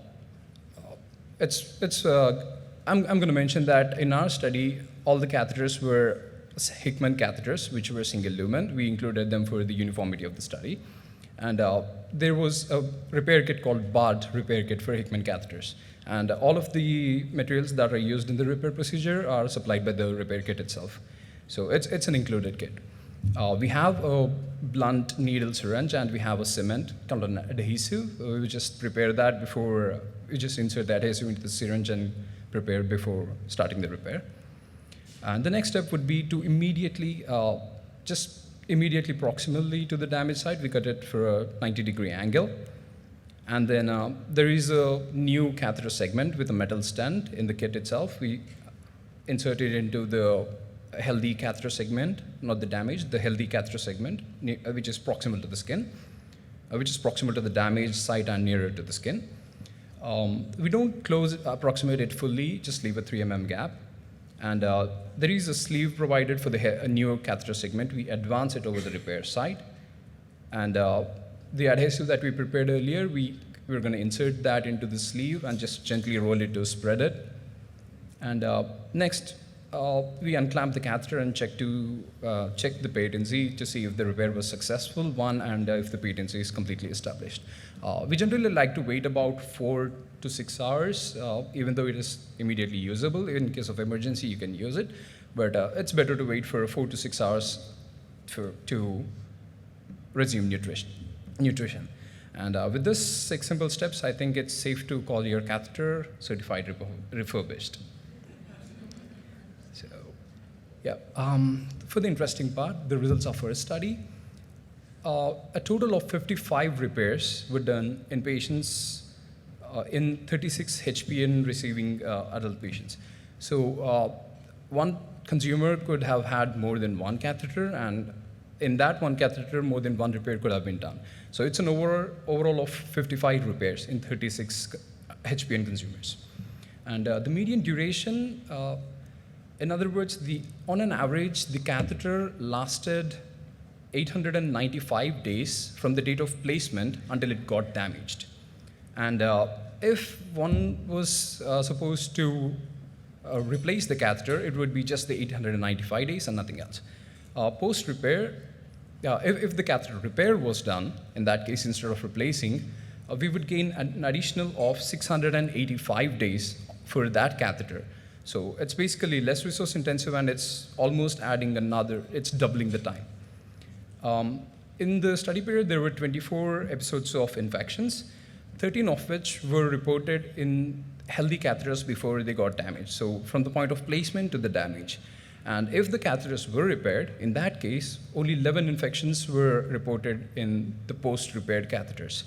And these numbers translate to 0.23 infections per 1,000 catheter days before repair, and 0.21 infections for 1,000 catheter days after repair. And all 55 repairs that we've done have been successful, so we can say the success rate was 100% in our population.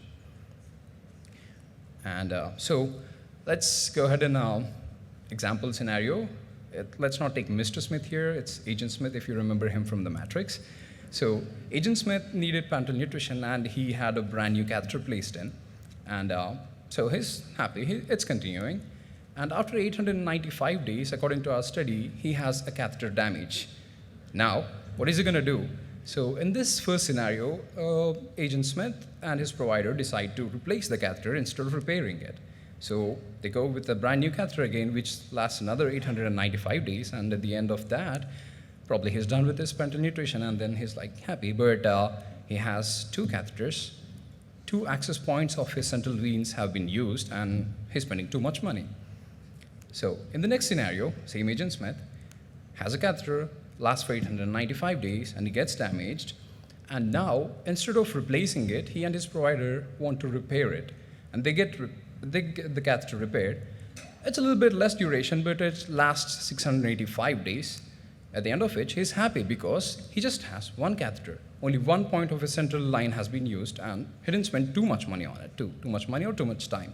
If he wants another catheter, he can get it replaced, and he'll be having 895, so it's essentially 685 days of addition. For the infections, we're going to compare. So he might, if the catheter were to be 1,000 days, if the catheter life were to be 1,000 days, which is not practically possible, 10,000 days, I'm sorry, there would have been 23 infections. And even if after you replace, it's going to be the same, it's going to be 23 infections. But in the repair case, So it would be 23 infections until the damage and 21 infections after he gets it repaired. This is when we see if the catheter is prolonged for 100,000 days. So for the number of 0.21 and 0.23 infections per 1,000 catheter days, it's translated to 23 infections and 21 infections per 100,000 catheter days. So you can see that he's exposed to less infections in case of repair. And here is a demographic table. We can see that 64% of the population were female with an average age of 57, and the most common site was internal jugular vein. A most common indication for HPN was short bowel syndrome with 53%. The results, we can see that, I'm going to just highlight the important results here. So 0.23 infections were seen before repair, so it's in the healthy catheter, and 0.21 infections were seen in the repaired catheter in 1,000 catheter days. And a p-value was 3.32, which is not clinically statistically significant, but our main aim was not to prove that the catheter repair was more beneficial over the replacement, but to see just if it is as good as replacement. And I think it's safe to tell that there is no significant difference between replacement and repair. But when you compare the financial burden, the loss of central venous access, we can definitely say that the repair is more beneficial in terms of practice. And as you can see in the bottom section, mechanical damage was for eventual catheter replacement, mechanical damage was almost as equal as infections, because this mechanical damage was beyond repair. So we can see that the catheter damage is not very infrequent. It is almost a very frequent occurrence as well. And here are the culprits of the infections, which with the gram-negative bacillus being the main culprit, and followed by coagulase-negative staphylococcus. Here are some relevant studies that have helped me shape our study. And here are some references. And I'm open to questions. Thank you.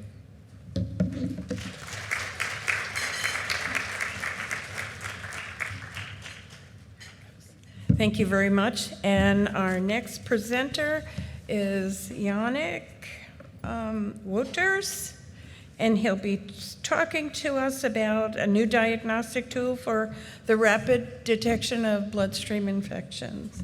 Yannick, congratulations again. Thank you. Well, good morning, everyone, and thank you for the chance to be here today and present my presentation. It's indeed about the development of a new diagnostic tool for rapid detection of bloodstream infections in patients on home parenteral nutrition by using a new technique called the Droplet Digital PCR, or ddPCR. I have no disclosures.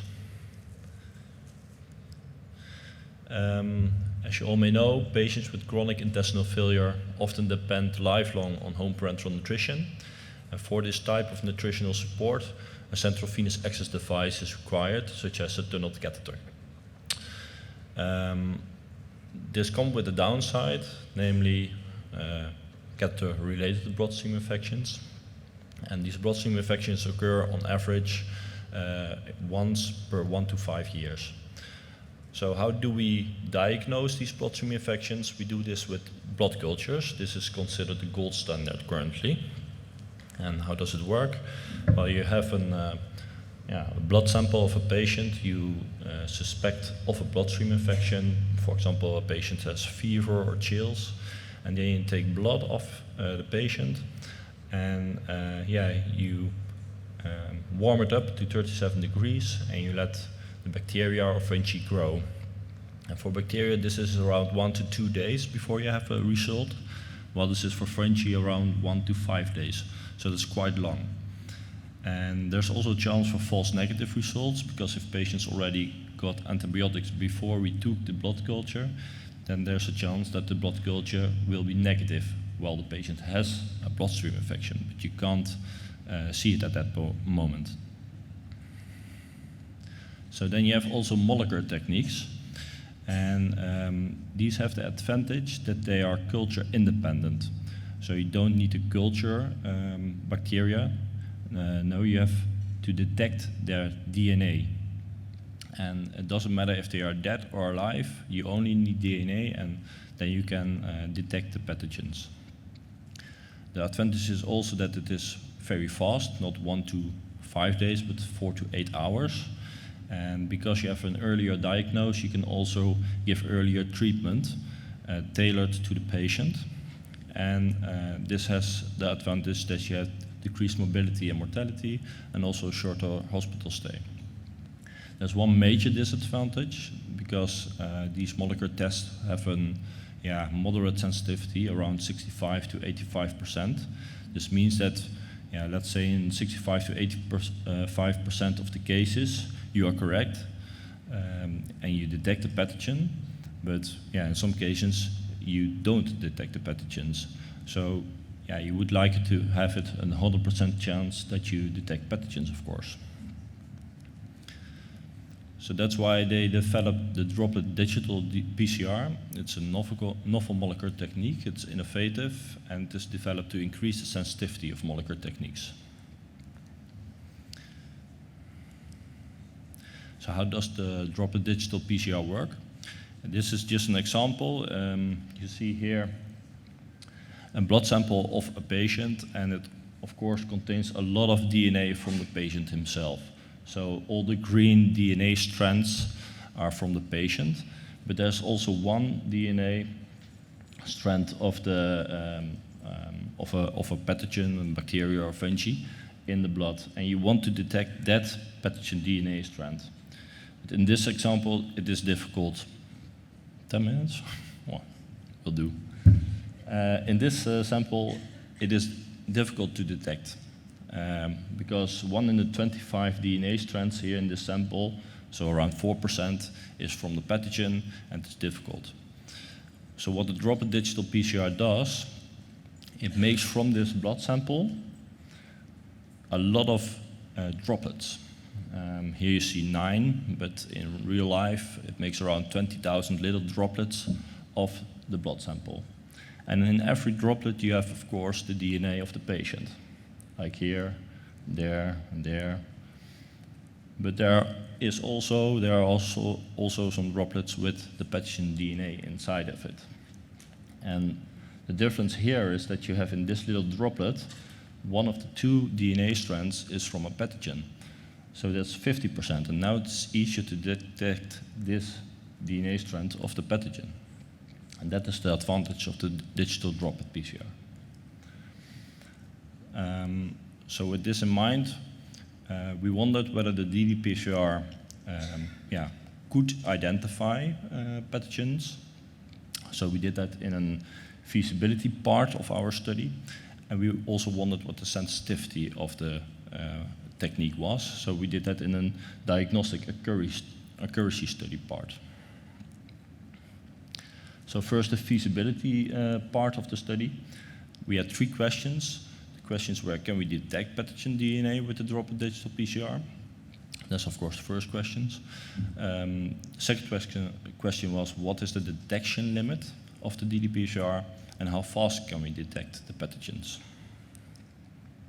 So the first question is, can we detect pathogen DNA with the ddPCR?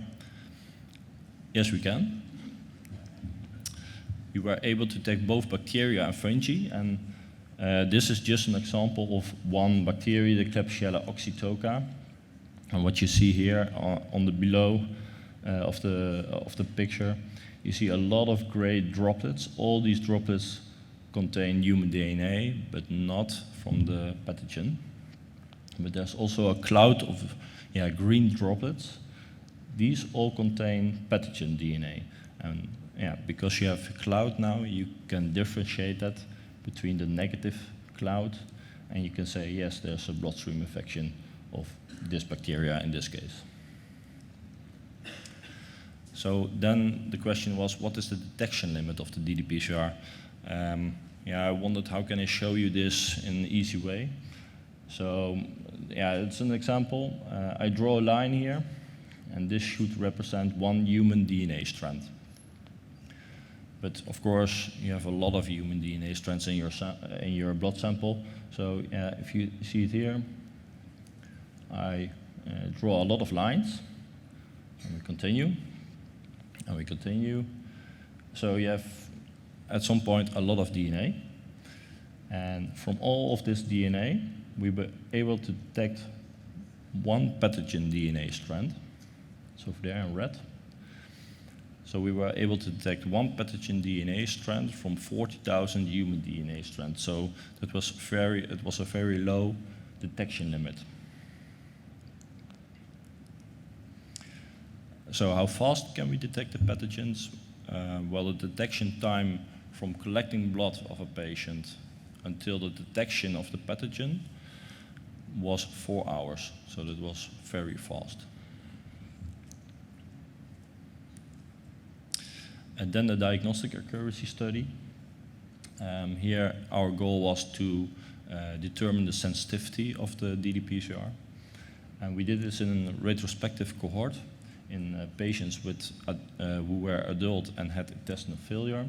They were suspected of a bloodstream infection, and they were admitted to the Radboud UMC, that's my center, in Nijmegen, in the Netherlands, between 2008 and 2010. So you have these patients, they are suspected of a bloodstream infection, and of course, we took the blood cultures of these patients to see what type of microorganisms were cultured from the blood culture. But in the same time, we took a blood sample of the patient and we analyzed it later with the ddPCR to see what kind of microorganisms came from this analysis. And of course, we compared these two with each other. Then the results, we had 45 patients suspected of a bloodstream infection, and of these 45, 15 had a positive blood culture. That means that they have a bloodstream infection. And of these 15 positive blood cultures, the ddPCR had 12 positive, while there were 3 negative.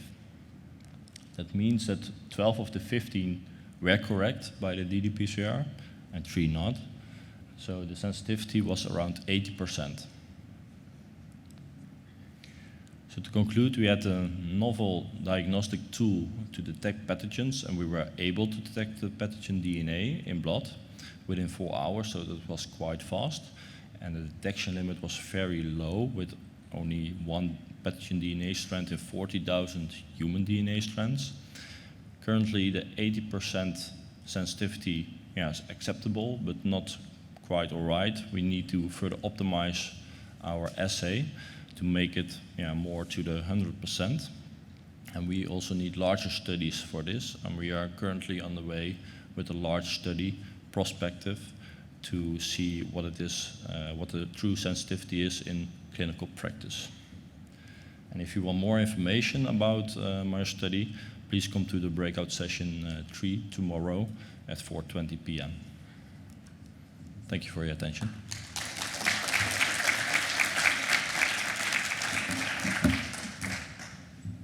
And that concludes our Hot Topics portion of this morning. Congratulations to all the recipients. And now it's time for our only 15-minute break in the program. Enjoy it. There's some beverages out in the hallway. Feel free to bring a beverage back in with you. And this is like church. All the empty seats are in the front. It's a friendly crowd. Let's move on up.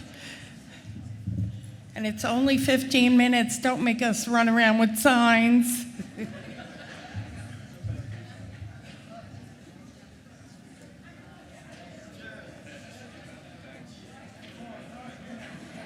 So if everybody could make their way in, and please take your seats, we're going to be ready for the next speaker.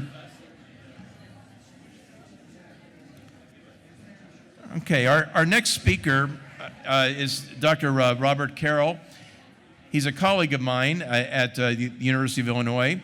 Bob is a professor of medicine and surgery and the medical director of the Intestinal Transplant Center at UIC. Bob's going to speak to us today on catheter-related complications and the identification of and treatment of occlusions. And we have 2 catheter talks together, and then we'll have a panel discussion after that. All right, Alan. Thank you for the invitation. Thank you to the Oley Foundation for, can you hear me? Yeah. All right, I'll talk louder. That's easy for me. Thank you for the invitation to speak today, and thank you for the Oley Foundation for coming to Chicago and putting on this conference. We had a brief dinner Thursday night, and I think the most interesting aspect was returning with, I think, 5 to 6 members of the board in the car, including some in the trunk. So I understand how you keep your travel expenses down. I'm going to talk on thrombotic and non-thrombotic catheter complications. I guess the most important fact is there are a lot of catheters out there. The CDC website says there's 5 million central venous catheters inserted a year with about 15 million catheter days. That's a lot. That's probably inpatient and outpatient. Thrombotic and non-thrombotic complications are about equal percentages, about 0.8 per 1,000 catheter days for occlusions and about maybe a little, almost about 30% more for catheter thrombosis. We're going to talk about both. So catheter position is a kind of an important point as I was reading about this subject to prepare this talk. So the ideal location for a central line catheter is between at the corner of the SVC and the right atrium. This is a PICC line on the right and a central line on the left. What I've read is that if it's 2.5 vertebrae below the clavicle, the position is all right. So I think this line is maybe a little bit better positioned. But that seems to reduce the rate of thrombosis and complications. What about the kink line checklist? This actually, most of the good writing on this comes from the nursing literature, but what you want to first establish is whether sort of all these ports here, and this gets quite confusing as you go up a long arm, that all of these valves are open or closed so that if your line isn't flushing or clearing. The other thing that is mentioned, and I think this is probably a more common complication that at least I've seen in the office, is a suture here that's too tight, kinking the catheter, or a bent or a kinked catheter at that location. Internal causes actually are more important. They're a little bit harder to figure out. And again, I've learned this mostly from our nurses in the infusion center and some of the people who call us from home. But having the patient move the arm is often a good maneuver to try and figure out where the trouble with the catheter is.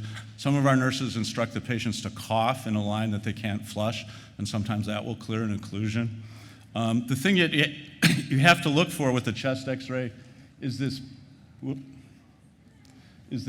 pinch-off syndrome. If the catheter is between the first rib and the clavicle, it can actually damage, and this catheter can end up migrating, as shown here. And I'll talk a little bit more about that.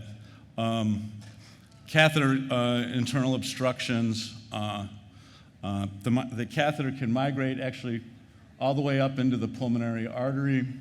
Let's see here, this broken off catheter.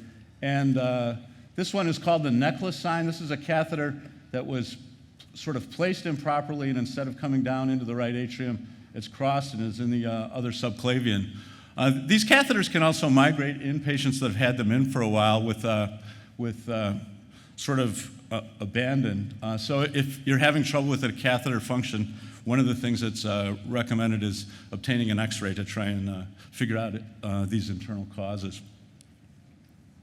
So drug precipitations, not so common, but something that should be covered. If you're receiving, along with your TPN medications, there can be interactions between medications. There can be interactions between medications and TPN. I think this is maybe more common in the hospital setting, but a lot of our home patients take IV antibiotics too, and compatibility is a problem. I think the best advice I got, I showed 3 drugs that are described on here, was erythromycin, phenytoin, and heparin as having drug-drug interactions causing occlusions. This is heparin here. I knew this was an acid. This is phenytoin here. I thought this was a base because of its the nitrogen structures on here. This is actually a weak acid, And erythromycin, even with all these hydroxyl units on it, in the drug literature is described as a weak base. So I had 2 out of 3 wrong. There is, the answer to that, though, our PharmD, David Choi, showed me is there's a website called IBM Medics that pharmacists use that they can look at drug compatibility just by typing in the 2 drugs, and they'll get a readout as to whether there's going to be an interaction. The other complications that can occur, calcium phosphorus precipitation. This is kind of more common when they're using high calcium concentrations in pediatric TPN solutions. And as lipid emulsions in the 3-in-1 infusions where you're infusing the lipids along with dextrose and protein, they can form waxes, and they use ethanol. The guideline is to, if you're infusing in an acid drug that's precipitated, you should dilute it with more acid. So acid for acid and base for base is some kind of sort of mother wit sort of advice to give. I would recommend you call the PharmD or the hospital and find out what you should use. But there are declotting methods. The calcium phosphorus precipitation, apparently by using more cysteine in the amino acid preparations, it will lower the pH and prevent this from occurring. Thrombosis, maybe a more complicated problem. What are the factors associated with thrombosis? Primarily patient factors, I think, malignancy, hypercoagulable states, infections coagulation and infection can sort of interact with each other. But anything that makes you sort of more hypercoagulable is going to increase your risk for catheter thrombosis. The catheter type, PICC lines, large lumen diameters, have increased rates of catheter thrombosis. Closed or open-ended really isn't, these are infusion systems. This sounds like open-ended infusions are really something that's been retired in the 80s. So, yeah, got it. So the insertion points are actually also increase the risk of thrombosis. If you can put the catheter in the sweet spot of the SVC in the right atrium, if it's above in the superior vena cava, you increase your risk for thrombosis. Left-sided catheters have an increased risk of thrombosis.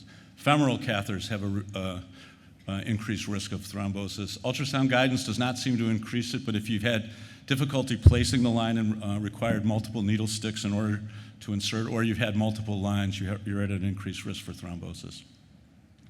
So manifestations of thrombosis. And, this is an important point because sometimes patients after the transplant surgery, we forget about these central lines, and if you don't need them, you want to be taking them out because they can thrombose. The symptoms also can be kind of protean but not real specific. They'll complain of an ache in the shoulder, ache in the neck. They'll complain of sometimes numbness over the catheter site, headache. The classic finding is this shown here called Mondor's disease. It's really actually a thrombosis or dilation of the thoracoepigastric vein from the across the chest wall. So they get supravenous distension or venous collaterals forming around the thrombosis. Erythema, they're also found incidentally on CT. So the type of thrombosis that we're going to talk about first is these mural thrombosis or complete venous thrombosis occluding the vein. And I'll talk a little bit later about the fibrin sheaths and intraluminal clots. Complications of thrombosis, not as bad as a DVT in the leg, but not insignificant. Pulmonary embolism can occur in 10 to 15%. It's rarely fatal, but it's still a pulmonary embolism. Loss of venous access in about 10% of patients. There is a post-thrombotic syndrome in upper extremity thrombosis that's similar to the leg, associated with edema and pain, limb heaviness. SVC syndrome, rare, but this is actually something I've seen in the office. With sort of a gradual thrombosis, the patient develops obstruction of both of the jugular veins, and they get this facial swelling, sort of edema around the neck. The way I can tell you to diagnose this, if your office staff sees your patient walk in the office and asks why her head has gotten so big, get a CT scan and look for an SVC thrombosis. We've seen this, it's common and described in malignant disease, but I've seen it in one case of Crohn's disease. The literature describes it in necrotizing enterocolitis as well. Thrombosis prophylaxis. Right now, I would say there's no current recommendation for thrombosis prophylaxis. There was a single trial in cancer patients with low-dose warfarin to see if it could prevent catheter thrombosis. They used a low-dose INR elevation. And then they compared that to adjusted dose warfarin or no treatment. They did reduce a little bit the risk of catheter-related thrombosis, but they bought it at an increased risk of bleeding. The last Cochrane review I found on this issue in 2012 said there was no benefit to anticoagulation, but there didn't seem to be an increased bleeding risk to doing it. Saline flushes in the ICU has sort of replaced the heparin flushes, but actually it's interesting, there may be an increased risk of arterial and venous line thrombosis in the ICU since they've adopted this practice based on this 2012 guidelines. So the diagnosis and treatment of thrombosis, the diagnosis is duplex ultrasound. A venogram is the gold standard if the duplex is unrevealing. If you're going to leave the central line, if you're going to take the central line out, in high-risk patients, they'll recommend 3 to 5 days of full anticoagulation followed by 6 weeks of warfarin. I think more traditionally, we probably just remove the catheter and then treat those patients for 6 weeks with warfarin. If you're going to leave the catheter in, it's a longer period of anticoagulation, 3 to 5 days of systemic anticoagulation with heparin or low molecular weight warfarin. And these are from critical care guidelines of 2012. And then 12 weeks of therapy. When can the line stay in? It seems it can stay in if it's well positioned, there's no infection, and you have a resolution of the limb symptoms with the anticoagulation. There are some adjusted protocols for thrombocytopenia. I don't think that really applies as much to the home population, but let's talk that slide is supposed to end with consider antithrombolytics. So what about thrombolytics? This actually applies perhaps more to the intraluminal clot or the fibrin sheath. The fibrin sheath, I think, is the most interesting thing. This picture doesn't do it justice. This is pulling a catheter out, and these are long fibrin sheaths. This may be part and parcel of why catheters get infected. But what it answered for me was I never understood why a catheter could infuse, but you wouldn't be able to draw black blood from it. What this fibrin sheath does is works like a windsock, I think, at the end of the catheter, and you can infuse through the catheter out, but when you try to put negative pressure to aspirate blood back, it sucks this fibrin sheath along the opening hole of the catheter and occludes it. Well, these can be broken up using a number of sort of TPA-like compounds that will activate plasmin and then lead to the breakdown of fibrin clots and creating these fibrin split products. Urokinase, alteplase, tenecteplase, I think is what we use at our alteplase and tenecteplase is what we use at our institution.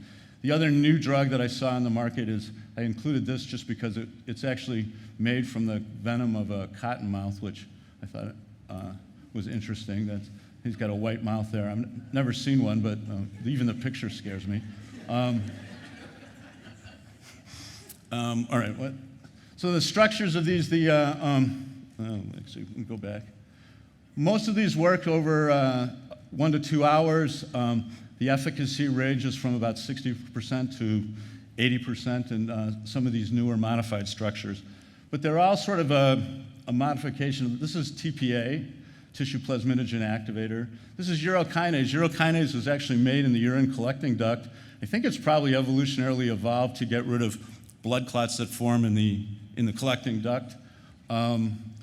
Retiplase is shown here, I think, and then this is tenecteplase. These are all modified. They remove some of these Kringle lesions.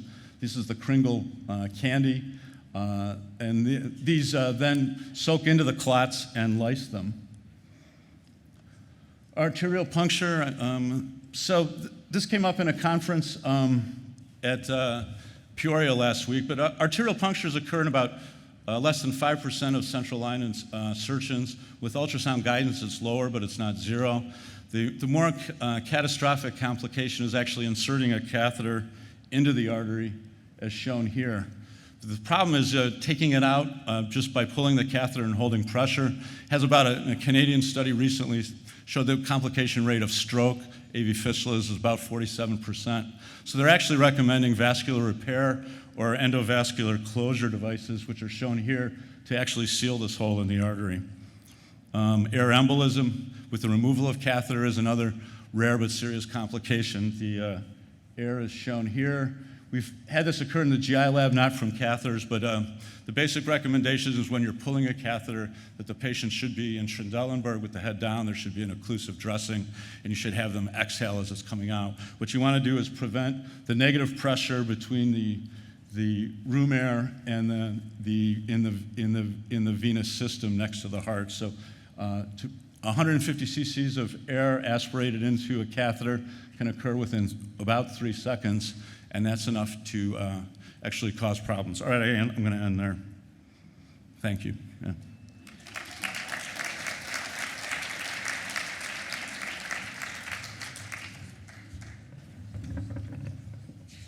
Okay, and the next presentation is Valerie Cochran, Dr.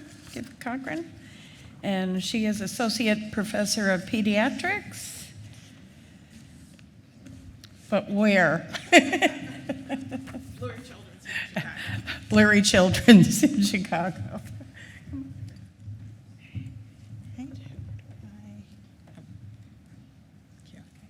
Good morning. I hope everyone's wide awake. Hi, my little personal patient's waving at me to the background. I would like to thank the organizers for giving me this opportunity to speak. This is actually my first time at the national meeting, and it seems like it's going to be a great conference.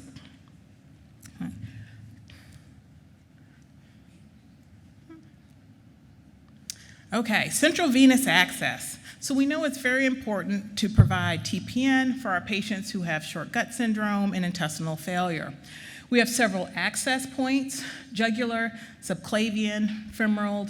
At times, we were forced to use intrahepatic and intralumbar lines. I forgot to mention my disclosures. I have no disclosures besides the fact I'm a pediatric gastroenterologist, so my talk may be a little bit more pediatric heavy.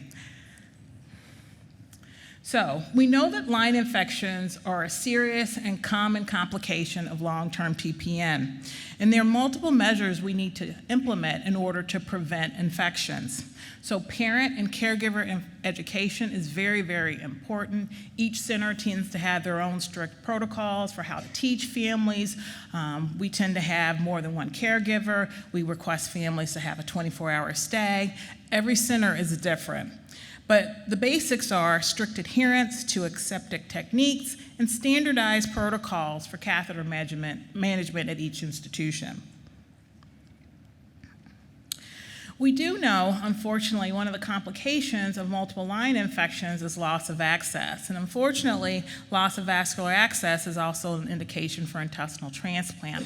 I know one of the speakers is going to talk about this later, but this also is why this is so important for us to try to minimize line infections. What about the impact of these line infections? Pediatric data suggests that those children who have line infections will have a longer hospital stay, 19 days, as compared to those who did not have line infections. Hospital costs could be as much as $55,000 more than those patients who did not. The adult data also shows an increase in cost, $32,000, but also an increase in mortality associated with this. So, we know there's a problem. How do we approach the problem? Well, the first thing to do is probably to look to see who's at higher risk to have line infections. So this was a data set that was created by the American Society for Parenteral and Enteral Nutrition in 2011, and it was designed to collect and compile data on both pediatric and adult home PN patients. It was almost 1,100 patients for 29 different sites. Almost 11% of these patients had bloodstream infections, with a rate of 0.87 per 1,000 hospital days. Now, if you go back and look and see who exactly was in this cohort, 75% of these patients were white, 87% of these patients were adult. About 70% or more of these patients had private insurance. Well, who had the risk factors? Well, and also there were a little bit more females in that initial study. The males were more likely to have infections. The children had increased risk of infections, despite the fact they only accounted for 13% of the population. African Americans and patients with Medicaid recipients. They also showed that patients who had more than one lumen also were at higher risk. So if we know these are the risk factors, we now have to figure out what can we do to address this, what can we do to try to minimize infections. When they looked at the cohort to see what the actual organisms these patients had, a large percentage had coag-negative staph, of course, Staph aureus, some being resistant to methicillin, some being sensitive. You had a percentage of patients that had Klebsiella, E. coli, and also a small percentage, about 5%, who actually had yeast. Overall, 56% had staph and strep infections, with 23% having gram-negatives, which when you look through multiple studies, this is consistent what we see in our patient populations. So, how do we treat or how do we try to prevent line infections? I think ethanol locks, probably most people are familiar with those. We don't use them in patients that are younger than 6 months. We won't use them in patients who seem to may have an allergy or sensitivity. We tend to avoid them in patients with polyurethane catheters. It's instilled for anywhere from 2 to 6 hours. Now, when you go and look at the data and look at ethanol locks for adults, pediatrics, there are so many different practices. There's differences in the concentration of ethanol that's used. Some centers will use 25% versus 70%. The amount of dwell time. My center uses 2 to 6 hours, which a lot of centers probably do, but there are other centers who may use 12 hours, even 24 hours. So because of the different variations, it makes it hard sometimes to look at the data and to tell exactly what's the right ethanol lock protocol to do. So this was a meta-analysis that looked at pediatric intestinal failure patients and looked at their infections. So they were able to collect 9 articles from 2008 and 2016 for a total of 130 patients. So it's not uncommon with pediatrics. We don't have a large number of studies. We don't have thousands of patients in our cohort groups. So this is not uncommon for us to combine the data to try to get a sense for what the effect may be of what are the interests we're looking at.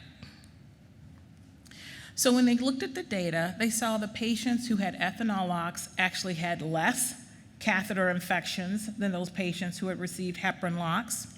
They also had a decrease, they had less incidence of needing their catheters to actually be replaced. Now, what they did find that was different was that the patients who received heparin locks, they actually had less need for repair than those ethanol locks.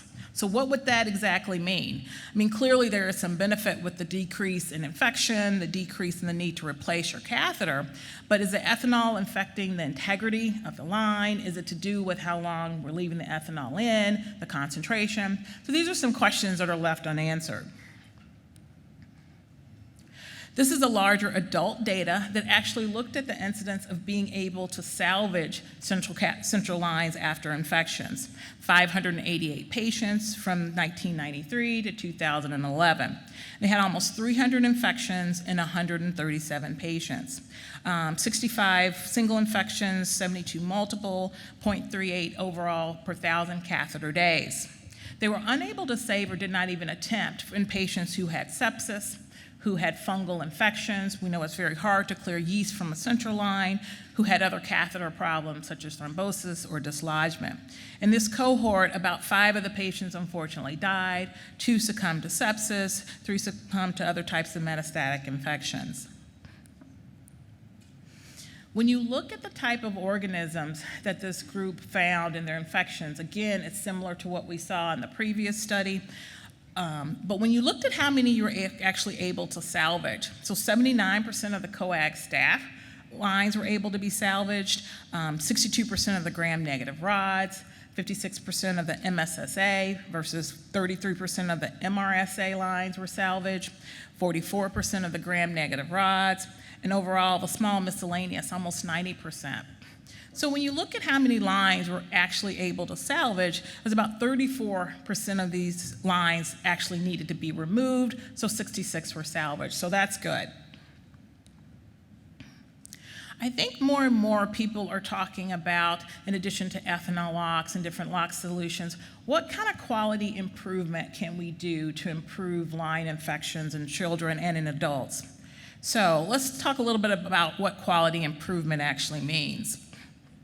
So when you're doing a quality improvement project, you have to ask yourself 3 fundamental questions.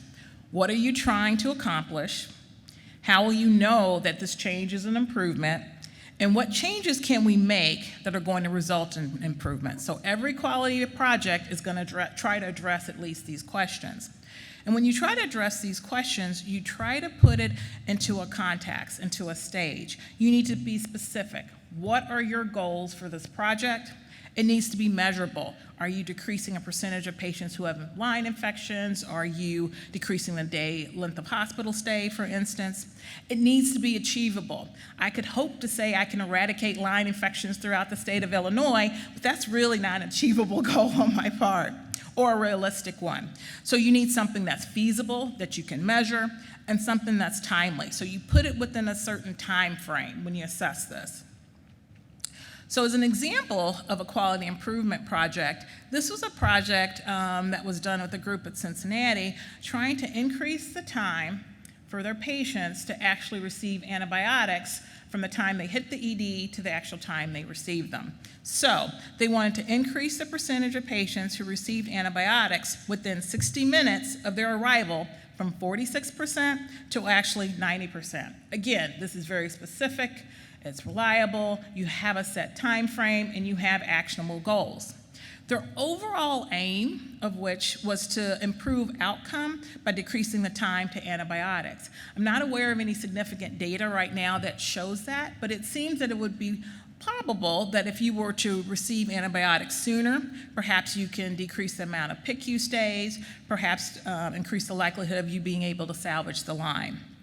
So when they looked at what were some of the key drivers, what were going to be influencing their ability to provide antibiotics earlier, they wanted a standardized pre-arrival process. So the family had to call the GI fellow called the ED, they had set up, they looked at the patient's needs as far as what antibiotics they would be provided for.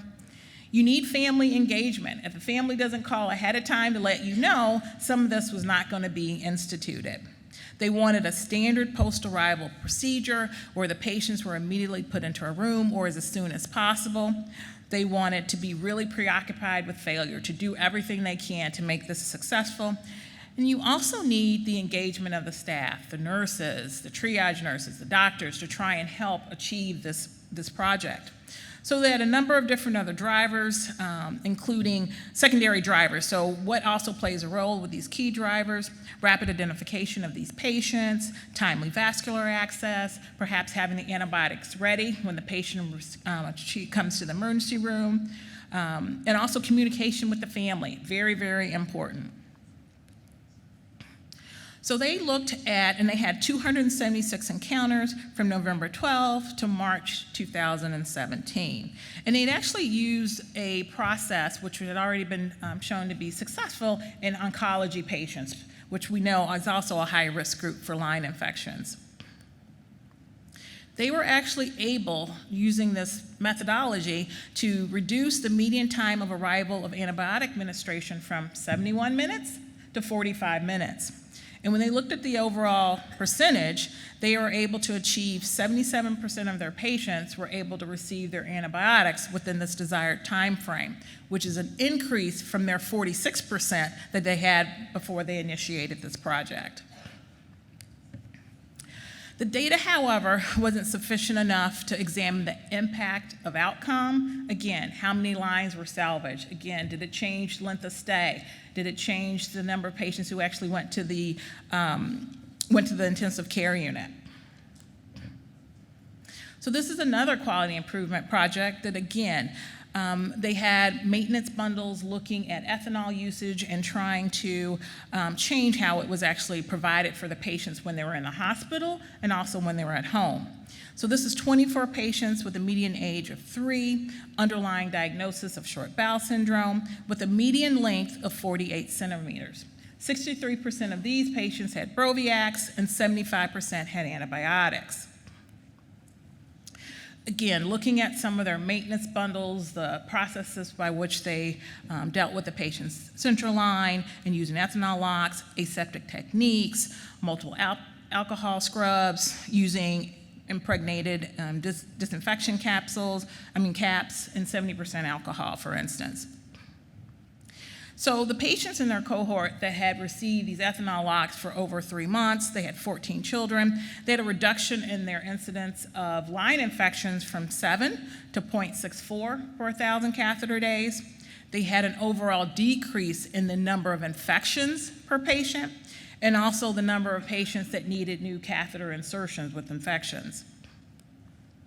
What they didn't find significant differences in were differences within the number of catheter repairs, which I talked about earlier. There's some concern with the integrity for ethanol locks, especially in younger children, the use of TPA or different thrombolytics, catheter inclusions, hospitalizations, or durations of stay. The authors concluded that this best practice bundle actually was successful, safe, and decreased the risk of infections in children with intestinal failure. This was another study that used a different type of maintenance bundle to try to prevent the line infections in these children. It was a large center that had a large amount of intestinal failure patients. They used, for instance, chlorhexidine patches. They had a distraction-free zone when the nurse was addressing the line. These patients actually did not get their blood work drawn from their central line. And actually, they got peripheral blood sticks instead of using the central line. They had daily bathing and daily discussion of need for the line. So looking overall, they had a significant increase after education for people being adherent to doing this maintenance bundle, following these rules, even the 2 nurses helping with the central line change. They had about 1,700 patients before and 600 encounters afterwards. Median age of these patients were 4 years, and they had a similar length of stay. Overall, they also showed a reduction in the number of bloodstream infections from 1.4 to 0.4, with an 85% absolute reduction in the collapse rate over the course of 12 months. So again, I think all of these data is showing that perhaps changing the way we're actually providing the ethanol locks, addressing the line, can also make a big impact on trying to decrease the number of infections. So what are some of the new frontier for prevention of central line infections? So terulidine is an antimicrobial agent that permanently binds to the cell wall of bacteria and fungus, and it results in the prevention of microbial adherence. So it inhibits microbial toxins, and it resists the emergence of resistant organisms. This drug, this is a paper, I think one of our previous speakers actually is the first author on this paper, looking at the outcomes of adult home PN patients using this as a catheter lock. 270 patients received the terulidine, 10 patients had the saline locks. Again, for the patients who were receiving the terulidine, almost 43% of these patients had short bowel. 35% had some sort of intestinal failure or dysmotility. The only main difference are these patients had more opioids. When you look at the saline patients, again, they were smaller patients. They had more just motility, and overall, they had longer time on TPN. So 24 of the patients had some sort of adverse event to the terulidine. Median time to adverse events was almost 600 days. None of these events were life-threatening. Only 2 out of the 3 patients had any sort of anaphylactic rate. And then actually, the patients who were switched as a result of needing, not being tolerating terulidine, actually had an increased rate in their line infections after being switched to normal saline locks. When you look overall of the incidence of complications, depending on whether you were receiving terulidine or the saline locks, the main primary outcome was you saw a reduction in line infections in those patients who had terulidine, who were able to tolerate this. You did not see this significant differences with thrombosis or with occlusions. And they also found, like we showed earlier, lower age, patients who had non-tunneled catheters, and those with infusion frequency were more likely to have infections. As a lot of things that we don't have this drug actually available in the United States. Sounds like our European colleagues have access to this drug, and they've clearly shown in multiple studies, even randomized trial, that this can be successful, but again, it's not available in the US at this time period. So in conclusion, there are a number of risk factors associated with line infections. Types of lines, lumens, perhaps race, gender, the caregiver.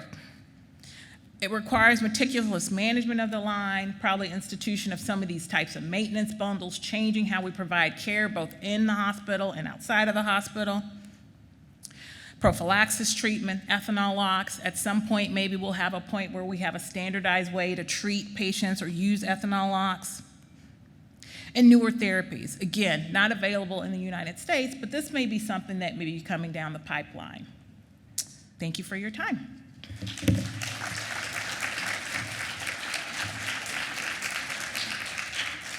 Okay, we're going to open the catheter complications part of the today's presentation to questions.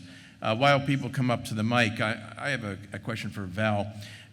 Val, in one of the studies that we did, we found that one of the most significant risk factors for infections was actually drawing blood from the line. Now, in kids, sometimes it's a little bit more of a challenge to stick them. Of course, I hate getting stuck myself. I'm like a big kid. But how do you deal with that issue when nurses are in a hurry, they see a central line and they're salivating, or in the GI lab when you do a procedure, they're so excited they don't have to put an IV in because there's a big central line that they can put all the anesthetics through to sedate the patient. So how do you handle those situations? I'll be honest, it's very, very hard.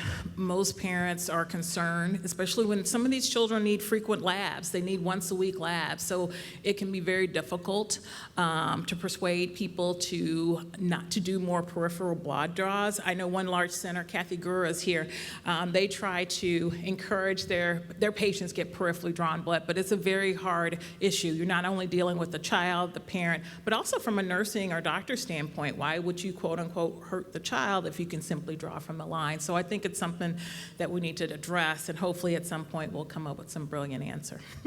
Let's start with the microphone over on the left. Sure. Anatomic right. Hello, hi. I have a question for Dr. Carroll, and this pertains to, so I'm a caregiver. My 6-year-old son is on TPN, always has been, will be for life. And I'm curious, if a patient has a history of blood clots, are there any procedures or precautions that should be taken prior to using TPA in the home setting?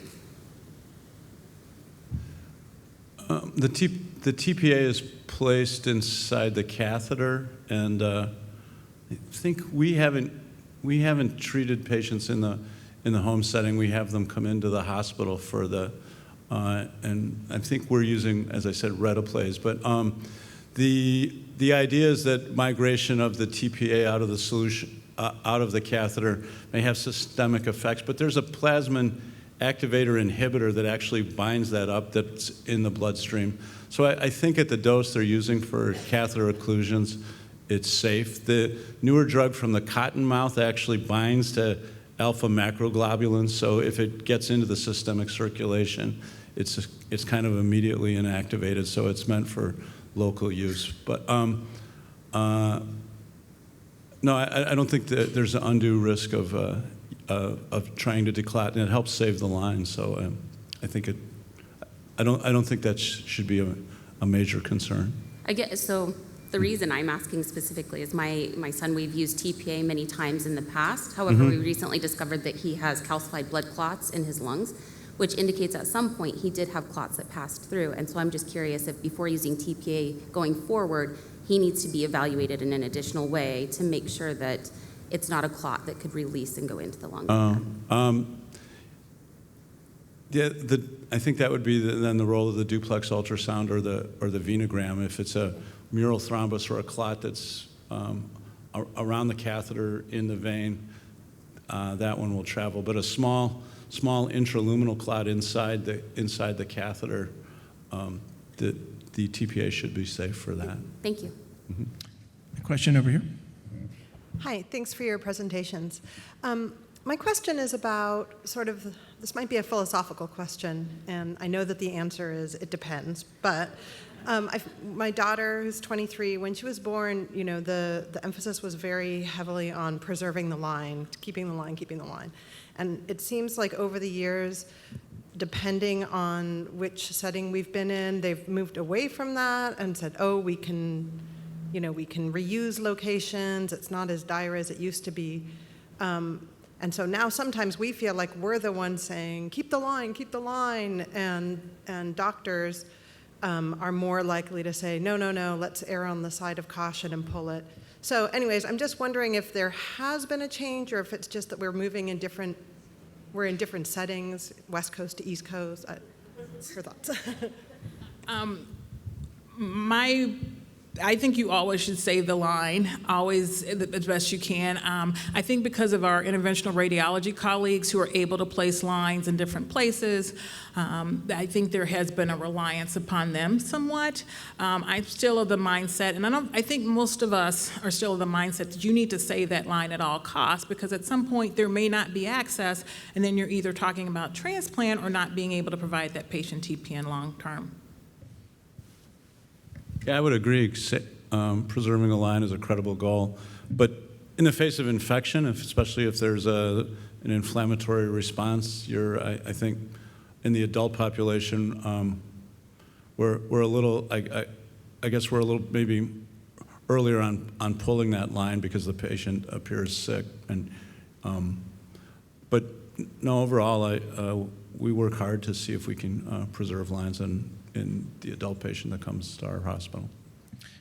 My comment on that as well is that you really have to preserve the lines, and a lot of times we call off the infectious disease people. I mean, we're standing there with swords and shields to keep them away because they're used to culturing the tip of the catheter, and the only way to get that is to take it out, not understanding that we had a patient that had the same catheter for 21 years. So if you take meticulous care of it. The thing is also when you're taking the catheter out and putting a new one in, you're damaging the intima of the vein. And that may be a risk later on for a clot. And you only have so many sites. And of course you can use the lower extremity, which works actually great. But we're not talking the femoral, we're talking about a saphenous approach like a gun holster and tunneling it then into the femoral vein. But still, if you have somebody who's going to be on parenteral nutrition for 40 or 50 years, you have a finite number of sites. So let's go with our next question over here. So I have a question related to this preserving the line and maintaining your TPN access for as long as possible. A caregiver, my child is 12 and he'll be on TPN for life. He's been on TPN since he was a neonate. So with a situation like, let's say you have a line infection and you've been fever-free and you're stable, they've done ID, they've done susceptibilities, it's pan-susceptible, and then, I think there are some folks who will be like, stay inpatient anyway until you've got 3 negative cultures, and some are like, it's cool, it's not going to change the therapy, right? Just like keep doing your antibiotics. What's the... So I tend to wait until they're at least 48 hours negative before I send them out. You never know, something could grow additionally to that. And then when you send somebody home on antibiotics, also, if you need to change that antibiotic regimen, it's quite difficult then, especially if the patient, let's say it's something the patient hasn't been exposed to, you have to bring that patient back into the hospital. So I tend to wait like 48 hours, negative culture, and then I will send the family home. I try not to do it too soon because it's going to be an issue with the insurance trying to get you what you need and changing it at home, especially if your child's never had that antibiotic before, because you're going to have to come back within the hospital, at least that's my practice, to be monitored on an antibiotic you've never been on before. One of the things also that can be done, if a patient doesn't have evidence of end organ disease, if they haven't been septic, there's simply, for example, they got chills when they first started their TPN. And this is actually a cautionary note for all the consumers here. If you get chills or you feel funny when you first infuse your parenteral nutrition, but then in the morning when you unhook and you feel fine, you still got to call your doctor, because in the morning when you don't feel fine, it's too late. Okay, now you got to go to the hospital. So if you can treat these infections earlier when there's just a little nidus of infection at the tip of the catheter, for example, using the antibiotic lock technique where you just use a high concentration, if it's staph epidermidis, for example, of vancomycin filling the catheter twice a day versus an IV infusion, infusing vancomycin over an hour, all these sorts of things.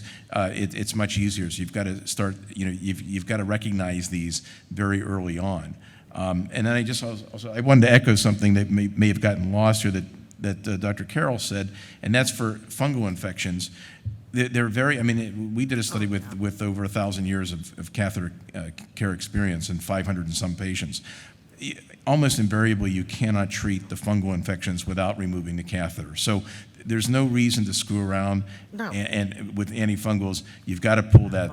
You've got to pull that line, or they're going to end up getting disseminated, fungemia in their eyes or other places. Is taurolidine FDA approved yet? I did not think that was available in the U.S. So that's what I was saying at the end. It's not available in the U.S., but maybe this is something that eventually, just like other drug products that we've had recently, the alternative lipids that have become available in the U.S., maybe this is something down the road. Okay. Question over at the other microphone. You can come. We'll come back if you have another question. Just to reiterate, I do feel like there's a rap battle, East Coast, West Coast. We're West Coast, and we have never once even had a doctor allude to us that we should pull my son's line due to an infection. Granted, we're very lucky. He's 7 years old. He's had 3 lines, all with the same access point, only 2 infections. But West Coast, we have never, ever had anybody utter that you pull a line, even if there is an infection. And I just thought that was interesting. That's something I've often found at Oley, is it seems like there's a very big difference between East Coast and West Coast, and I realize it's probably due to higher population on the East Coast than the West Coast, but I thought that was something that's interesting, and if you have noticed that.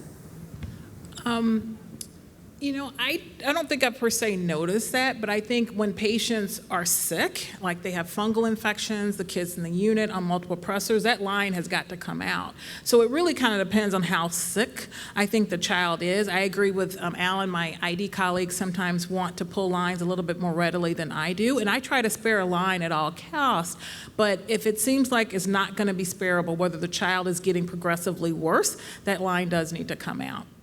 I have to say there is a West Coast offense that's been adapted by a lot of NFL teams, but there are actually 4 coasts, and I've actually practiced on 3 of them: the Pacific, the Gulf, and the Great Lakes coast.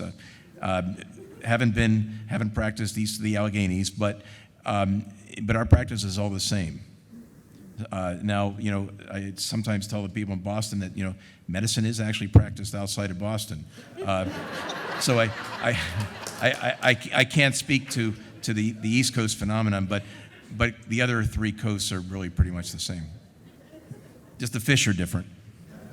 So my last question is a little bit of, the wonky one about, I was reading an abstract about this. There's some group that was trying to get magnetic particles to adhere to TPA to send it to a clot. Is that really a thing, or is that just from the literature of Timbuktu? Sounds like something we're sending to Iran. Got it. Okay. I didn't hear anything about nanoparticles, but some of the modifications of the TPA molecule to change some of the Kringle regions is to make it actually penetrate clots more actively so that the lysis time is faster. This microphone?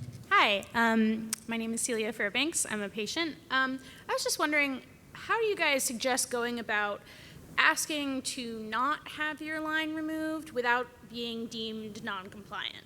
Because generally, if I go to the hospital, I have a minor infection, ID takes one look at me and is like, we gotta get it out of there. And if I even say, you know, oh, well, but we're normally supposed to wait, maybe we could wait and try to see if it goes away, immediately there's this, well, you can do whatever you want if you want to leave. And it's like, whoa, whoa, whoa, that's not what I meant. So I'm just curious on how to go about, is there like a way to introduce them to certain types of literature, or is there a way to say, well, there are sometimes some doctors have chosen to do this instead. What do you think about this? Is there a way to do that without seeming non-compliant? Question, is your GI team at the same hospital that you're going to with the ID team? Generally, yeah. The GI team generally lets ID make those calls. Yeah, no, bad news. You got to be taking care of your line in the hospital. All the consumers here, okay? You don't want a nurse that's got 30 other patients taking care of your line and swabbing it with alcohol or licking it or whatever, and it's clean so they can use it. You guys got to be taking care of your own line unless you're in the ICU or something, you know, on a ventilator. So, I mean, my most recent hospitalization, they sent a catheter team to come decide if my line was worthy of being used. And when I said, well, can I access it? They said, I'm sorry, that's not allowed here. And I wasn't allowed to touch it until I was sent home. So that's not always an option. I'm not always allowed to be the one in charge of my line. Sometimes they decide that they know what's best, and I have to decide how non-compliant I want to be.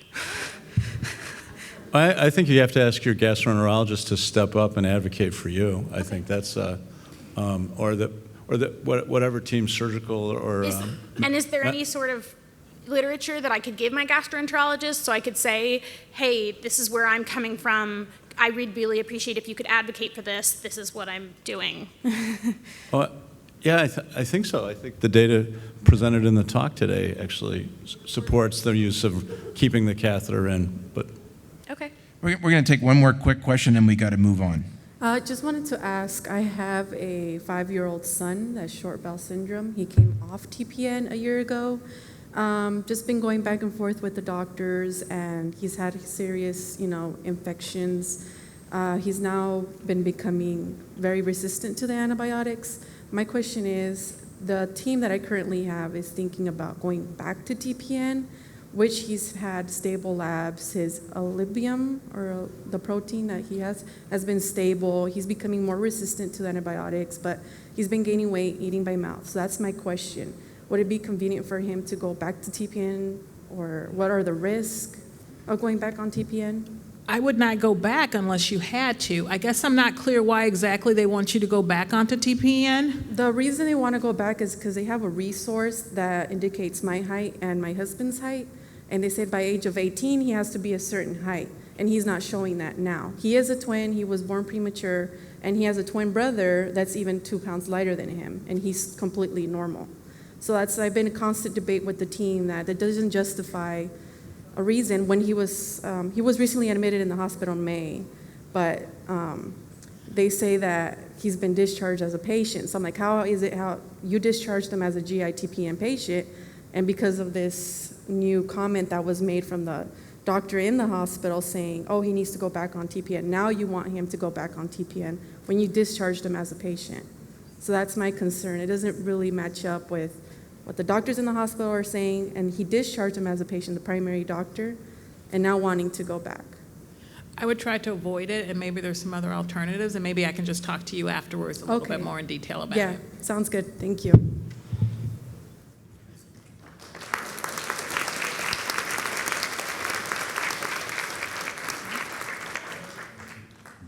Okay, we're going to move on in the program. Our next speaker is another colleague of mine, Kelly Tapering, who is editor actually of JPEN, and she's also the chief of the department and professor in I want to say kinesiology. It's kinesiology and nutrition. Kelly's going to talk to us about the dietary and medical management of short bowel syndrome. Kelly. Thank you. I'm really pleased to be here and see so many colleagues as well as consumers. I always love coming to the Oley meeting and seeing the great engagement. Now, one of the things that I've been asked to speak on short bowel syndrome amongst all of the different intestinal failure diagnoses or etiologies, of course, are going to be quite varied. And we know that not all of you have short bowel syndrome and others are functional type of issues. But when it comes to short bowel syndrome, many of these individuals are dealing daily with great amounts of diarrhea and dehydration, electrolyte deficiencies, malabsorption, and progressive malnutrition. And so it is a very complex disorder to manage. We know that short bowel syndrome can be a syndrome or it can cross over into intestinal failure, which is where most of you with Oley are, wherein you're unable to maintain fluid and nutrient balances consuming oral food or even enteral nutrients, but are needing then intravenous solutions. This has a large number of etiologies, as I discussed. There's many, many different reasons for it, and depending on how much residual disease you have from your etiology, that's going to be an impact too. But one of the things that I think is a little bit hard when you meet many of us specializing in this area is we say hello and then we ask you what and how much you have left, right? It's not an appropriate introductory type of comment, but there's a big reason why we do that, of course. These are the three major types of intestinal resections, and it's going to vary a great deal amongst most of you. But these are where we generally see three types of resections following in. And based on what kind you have, it's the residual anatomy. So we talk about what comes out, but it's really what's left that makes that difference, because that's going to determine what it is you're able to absorb, the functional capacity of your remaining gut. So if we look at the intestine, you all will be very familiar with it, but we have the proximal small intestine, being the duodenum and the jejunum, and that's where the vast amount of macronutrient and micronutrient digestion and absorption takes place, in the proximal intestine, okay? So that's gonna be a key area. You can see that when it comes to the ileum, in a normal functional intestine, most of those macronutrients and micronutrients are going to have been absorbed. Here we're looking at bile salts, vitamin B12, and then water and electrolytes being very important. Now, water and electrolytes are often referred to in the colon, and the colon is critically essential for that, but one thing that isn't taught very well is that the whole intestine is responsible for water and electrolyte absorption. It's not just a colonic deal. If you have the colon, of course, that's going to help, and the colon even becomes more of a digestive, absorptive organ in short bowel syndrome. But the entire intestine is very important for water and electrolyte absorption, so that's why you might be having trouble with that, even if you do have a colon present.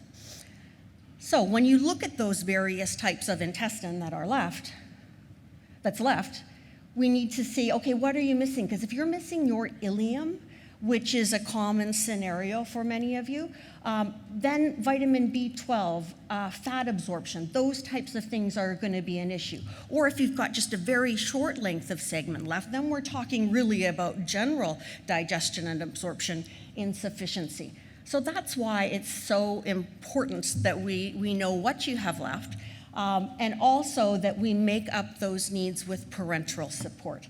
So one of the backbones of dealing with someone with short bowel syndrome associated intestinal failure is parenteral support. That's where that diagnosis comes from. It's a primary therapy. And we're going to be making up any deficiency that you aren't able to provide with oral nutrients, that your body, your intestine isn't able to digest and absorb. Now, if you have a very short intestinal length, we're going to need longer term and greater amounts of parenteral nutrition, right? This has been a life-saving treatment since it was originally developed. The first paper was in 1968, and since it became available in the 70s and 80s, it's been credited with being the most important factor saving the lives of patients with short bowel syndrome. So it's been absolutely essential for management of this disease. But one of the things we also know about is that there are many complications of that long-term dependency on parenteral support or fluids. So if you're getting full nutrition or just fluids, we've just been talking about all of the catheter-related issues that are associated with this. But then there are many other metabolic and physiological issues. Liver, of course. We're going to be hearing more about that in just a minute. That's a huge issue when one has been on parenteral nutrition for a long time, and particularly in children, because we have to feed them so much more per pound of body weight to enable their growth. There are metabolic bone disease, kidney issues, not to mention then the quality of life and financial issues that are an issue that these people are dealing with day in and day out, as you all know. So some of these are related to the disease, the short bowel syndrome. Some of them are, in fact, because of the parenteral support. And when you put those all together, you've then got a number of issues that individuals on long-term parenteral support due to short bowel syndrome are dealing with. One of the things that has become more and more prominent in recent years is the focus on intestinal adaptation. I started studying this in the early 90s, and actually the first description of intestinal adaptation was in 1895. There was a surgeon who described this in dogs. So it's been known for a very long time that if you take out a portion of the small intestine, the residual portion will gain growth, it will grow, you increase surface area of the villus crypt axis, each cell becomes more functional, kind of like a muscle. If you use it, it gets bigger. If you don't, with parenteral nutrition, in the case of your gut, it gets smaller, right? So it's a similar concept there. When I started showing some of the work that I was doing in the early 90s, I felt like I was sometimes viewed as a little bit academic because that was nice, but not necessarily relevant or described in human patients. And actually, Dr. Buckman had one of the earliest sets of data looking at this in humans following short bowel syndrome. But this is a really important goal for us to have in management of short bowel syndrome. The increase in surface area that I mentioned, the order of magnitude is about twofold, okay? So if you are starting with 25 centimeters and we can get that structural adaptation, we're now talking about the equivalent of about 50 centimeters. Each and every cell, which you now have twice as many of, can transport, digest, and absorb 2 to 2.5 times more nutrients. Okay, so now you can double that number again. And how many of you would love to have 100 centimeters left of small bowel rather than 25, right? So the adaptive capacity is going to vary for everyone, but consistently, those are the magnitude of changes that we're looking at and something that we want to make sure that we're provoking or stimulating in all of you. So when it comes to disease management, of course, we want to be reducing the malabsorption-related symptoms, right? And part of the ways we do that, of course, is the parenteral nutrition or fluids, because if you don't have that surface area, you're going to have malnutrition or serious dehydration. And then adjunctive medications, diarrhea, bacterial overgrowth, anti-secretories, these types of issues, of course. And this is still absolutely critical. Okay, all of those things your physician is going to put in place very, very quickly, and that's absolutely critical. What we need to be doing, though, is also thinking about enhancing absorption, stimulating that adaptation, so that we can then increase the amount that can be consumed orally or through an enteral formula, and minimize that dependence on parenteral nutrition. If we can minimize the amount of parenteral nutrition that is required and facilitate a little more oral nutrition, that will help then prevent many of those metabolic and pathophysiological problems that we looked at. You're still going to have the catheter, right? And those issues will still be there, although one might make the argument that if you aren't using that catheter quite as often, it won't be as at risk. But I think that all of those are still going to be the same. But we can prevent or reduce many of those metabolic and physiological problems. So to just talk a little bit more about that, when it comes to adjunctive medications, these are very, very important in treating the symptoms, okay? The symptoms of short bowel syndrome, we talked about diarrhea, dehydration, electrolyte abnormalities, malnutrition. These adjunctive medications are treating the symptoms of those, not the actual problem, which is short bowel syndrome, right? Lack of intestinal surface area and function. But these are going to be very, very important to make sure that you can deal with bacterial overgrowth, diarrhea, hypersecretion, as we mentioned, choleritic diarrhea, fat malabsorption, steatorrhea. All of these are going to be very big issues.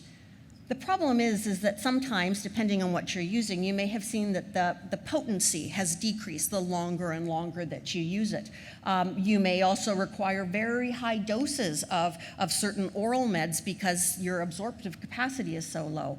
That would mean that fat-soluble vitamins and steatorrhea can be worsened in some cases.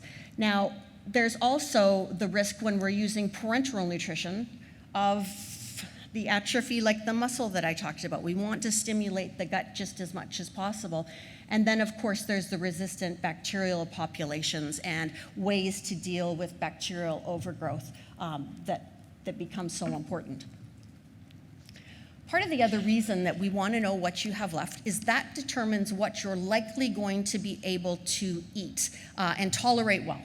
Okay, so in addition to parenteral nutrition or IV fluids, we really want to make sure that you consume an oral diet or receive enteral nutrition that is going to be most easily digested and absorbed while stimulating the intestine that you have left. So some general comments are that small, frequent meals, 6 to 8 meals, nibbling all throughout the day, rather than a large amount at any one time, is going to be important for many of you.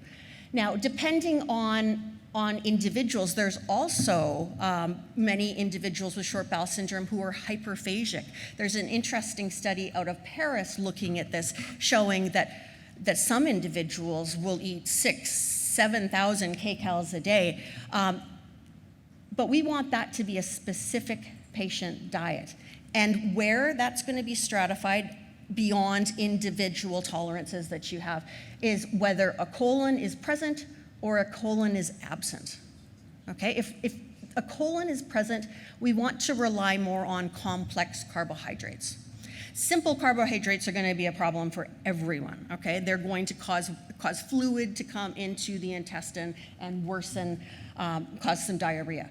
But if you have a colon, we want to be relying on complex carbohydrates because that colon acts as a bit of a fermentation vat. The bacteria that are there can access the complex carbohydrates like dietary fiber in individuals with full intestinal tract function. But in individuals who are malabsorbing, that bacteria can start to harvest some of the nutrients from malabsorbed nutrients too. So that's very important. If you don't have a colon though, we want you to rely more on fat, okay? Too much fat when a colon is present can cause steatorrhea. But if you don't have a colon, complex carbohydrates are still what you should be having rather than simple. But we want to make sure that you can increase the concentration of energy and ensure that you're getting your essential fatty acids by liberalizing the fat. We want you all to have protein that's of good quality in the amounts that you need. Soluble fiber is what you're going to be wanting to rely on. And soluble is, we call fiber soluble or insoluble, but another way of stratifying them, which I think is more useful in this case, is viscous or non-viscous. In this case, we want viscous fibers, those thickening kinds of fibers. I had breakfast this morning in that M Lounge, and there was a big pot of oatmeal there. And I scooped it up, and in order to get in my bowl, I almost had to flick it like that. That's what you want, okay? Think of the thickening that's going on there and slowing the transition of liquids through the intestine, okay? That is really, really good. Plus, it's going to be fermented into specialized nutrients that help with adaptation. One thing I want to say is if you have a colon, I need to be done here. So if you have a colon, we want you to restrict oxalates. It's very interesting that oxalates are a component that is found in plants, and normally fat will bind to them, or calcium will bind to them and take it out of the body. If we have a lot of fat malabsorption, the calcium that normally binds to the oxalates are going to bind to the fat. That leaves free oxalates to be absorbed into the body, and that increases the risk of kidney stones, okay? So we don't want to be having an individual with a colon to be consuming a lot of oxalates, okay? These are like tea, certain vegetables, certain whole grains, tea, coffee, that kind of thing, and we can get you a list of that. If you don't have a colon, don't worry about oxalates so much. The absorption of oxalates is not going to be occurring in the small bowel, particularly if it's short. Now for fluids, let me emphasize that every individual with short bowel syndrome should be having an oral rehydration solution, okay? We don't want it to be something that is hypertonic, that has too many solutes in it, because those solutes, little particles, get into the intestine, and the intestine wants to secrete water to dilute those there, and that, of course, exacerbates diarrhea, okay? Any individual, if you're a care provider and you've had artificial sweeteners, cookie dough with artificial sweeteners, and you've eaten some of that and then had diarrhea, that's too many solutes in your colon, and that's the type of secretory diarrhea or hyperosmolar diarrhea that we're talking about here. Okay, so everyone should be having ORS, and if you don't know what that is, please educate yourself. It is not something that is going to be fruit juices. That's just regular fruit juice is going to be too strong. Too many solutes. Water, of course, won't have the necessary components to stimulate absorption. So you want to hit that sweet spot where you have enough glucose, sodium, and water to help facilitate absorption in the colon. There's really well-described mechanisms as to why we need a special ratio. But even sports drinks, if you go to the gas station and grab some Gatorade, you're going to need to dilute that. You're going to need to add some salt to it, and there's excellent recipes that are available. If any of you have a Blue Book, there's this pocket version, and then there's a larger version. There's recipes in here to take commercially available products. Orange juice I just opened to, and how you can dilute it, how much salt or baking soda you want to add, so that it will now become the right concentrations for an ORS. And that really needs to be the backbone of the dietary therapy that you have. We know that enteral oral nutrients in your lumen, whether you eat them orally or they're infused enterally, are very important for stimulating that adaptation, that growth and increased function of the intestine. So anything you can do to tolerate, even if it's just a small amount of oral nutrients, that's really helpful. Now, we do know that there are individuals with just very, very severe malabsorption wherein that's not tolerated well. But if you can, that's going to be critically important. In fact, up until about 2012, that was all we had, was the ability to use food or enteral nutrients to stimulate the gut. Of course, now we have therapies like Gattex that are available, and now available for children too, which is something new in the last few weeks. There are also many other therapies that many of us are studying to try and figure out what it is we can add to the diet to stimulate the intestine, or potentially add to the parenteral nutrition to stimulate the intestine to adapt that way. So that's emerging areas where we hope we'll be able to help more in the future.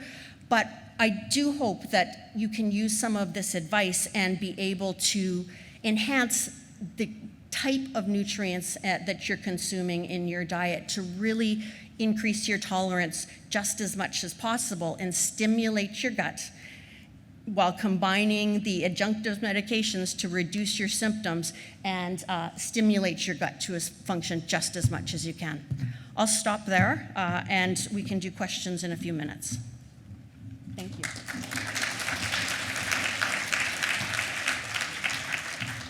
And now I have the pleasure of introducing, well, sort of the pleasure of introducing Dr. Alan Bookman. And get this right, he's got quite the profile here. Medical Director, Intestinal Rehab and Transplant Center, Professor of Clinical Surgery, is that all? At the University of Illinois in Chicago, and the co-course director that doesn't seem to know what this means. So, Dr. Bookman, if you would come up here, and I'm going to ask help from the audience. Would you please tell Dr. Bookman what this means? You are done. That's only because I hid the rest of her slides. Oh, I've got them. They're actually under the table. All right. My one conflict of interest is, unfortunately, I only own 2% of the shares. I wish I had more, but I don't. So parental nutrition, as we know, it started around 1968, 1970 with Stan Ludwig, and then a handful of centers in the US and Toronto. And soon after, liver test abnormalities were found in kids, which is not surprising because we know it's much more common in kids and much more severe. But we found, obviously, since that liver test abnormalities obviously occur in home patients over a long period of time. This is a study from Clark, and you'll see that at 10 weeks, the alkaline phosphatase and AST really started to increase more significantly. Now, this is in an era when we used to give patients too much. Okay, the old American adage is that if enough is good, more must be better. And that's not actually true. So a lot of this is related to an overfeeding error, but I'll get back to that 10 weeks in a few minutes. In Paris, which was one of the top 3 programs in terms of the number of patients in the world, they found that if you use the definition of 1.5 times the upper limit of normal for the 3 main liver tests, ALT, AST, and alkaline phosphatase, that actually, even at 2 years, over 50% of the patients developed some sort of liver disease. And this progressed the longer that the patients were on parenteral nutrition. Now, in a more recent study just published a couple weeks ago from Holland, they found that 17% of their 193 patients actually had liver disease. So some of that's related to the fact we're not overfeeding individuals anymore. We're treating infections better. We're using alternative lipid emulsions, and just overall better care of patients. But what's most concerning here is the number of patients that actually developed significant liver disease with portal hypertension. These are some of the indications for liver transplant. And these numbers are a little bit higher than have been observed in other places in the world, but these are also some of the best managed patients in the world as well. We actually don't have data since then on the number of patients with complicated liver disease. But this slide here from Boston shows that a significant percentage of patients actually die from liver disease, and we call it now intestinal failure-associated liver disease rather than parenteral nutrition-associated liver disease, because it's not just the parenteral nutrition, it's the reason that those of you who are on parenteral nutrition require the therapy. And it's actually the leading indication for isolated intestinal transplants, as well as obviously liver small bowel transplants.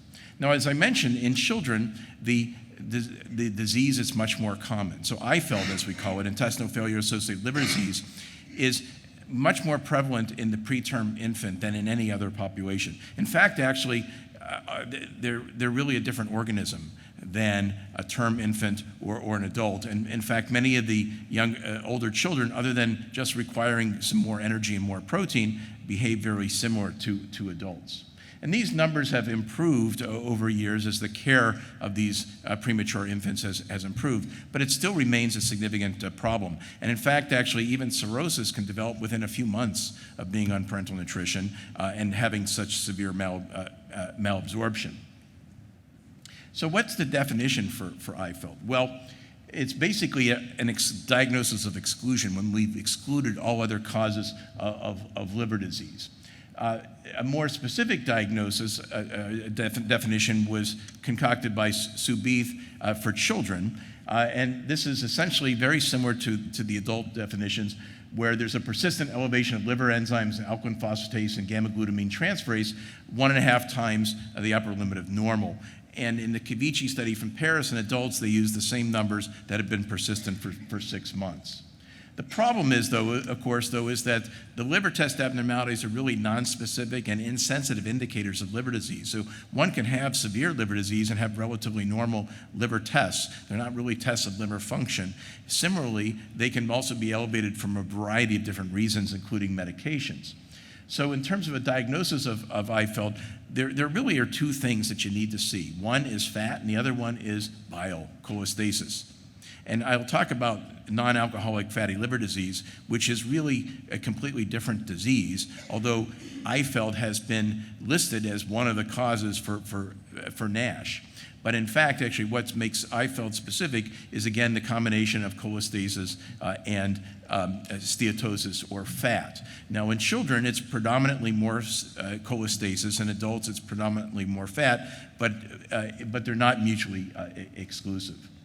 So comparing IFELD to NASH, and in a paper that we published a couple years ago, there are quite a number of differences. And if you pick up any hepatology textbook, they'll generally have a table that lists the causes of NASH, and one of them is always parenteral nutrition. And that's just not true. We know that patients with NASH generally tend to be overweight. Patients that are on parenteral nutrition often are underweight or at their ideal body weight. One of the things that I'll talk about is the plasma-free choline concentration, and it's actually increased, or normal or increased in patients with NASH. We've actually studied that in a study that we did with the Mayo Clinic, and it's decreased in patients that receive parenteral nutrition. Metabolic syndrome, of course, is part of the disease definition for NASH. It is not an issue in patients that receive parenteral nutrition, where insulin resistance does occur, but it's very rare, as opposed to being very common in patients with NASH. The natural history is also quite different.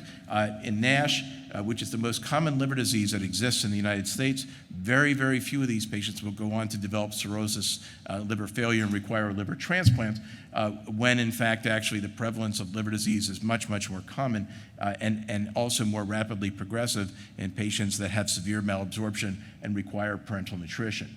One point that I do want to make is that liver failure can occur in patients with severe malabsorption that require parenteral nutrition in the absence of developing cirrhosis. So you don't actually need to develop the severe fibrosis. Now, histologically, it's also quite different as well. There's no cholestasis, which means the bile, in patients that have non-alcoholic fatty liver disease, or NASH, which is the more severe variant. The type of fat and where it's located within the biopsies is also quite different as well. As you'll see in a slide here, we call this steatocholestasis because it's a combination of the cholestasis, which you see here, the bile pigment, and of course steatosis. The other thing, it also is somewhat relatively unique in patients that require parenteral nutrition and have malabsorption, is that you have a combination of macrosteatosis, these big fat cells, and microsteatosis with the small fat cells. So unless they've been to Jamaica on a vacation and didn't get murdered in their hotel room, that's the Dominican Republic, and they had Jamaican vomiting sickness, which can cause a similar histologic appearance, it's fairly unique to parenteral nutrition. Here you see a better picture from one of our adults with both micro and macro steatosis.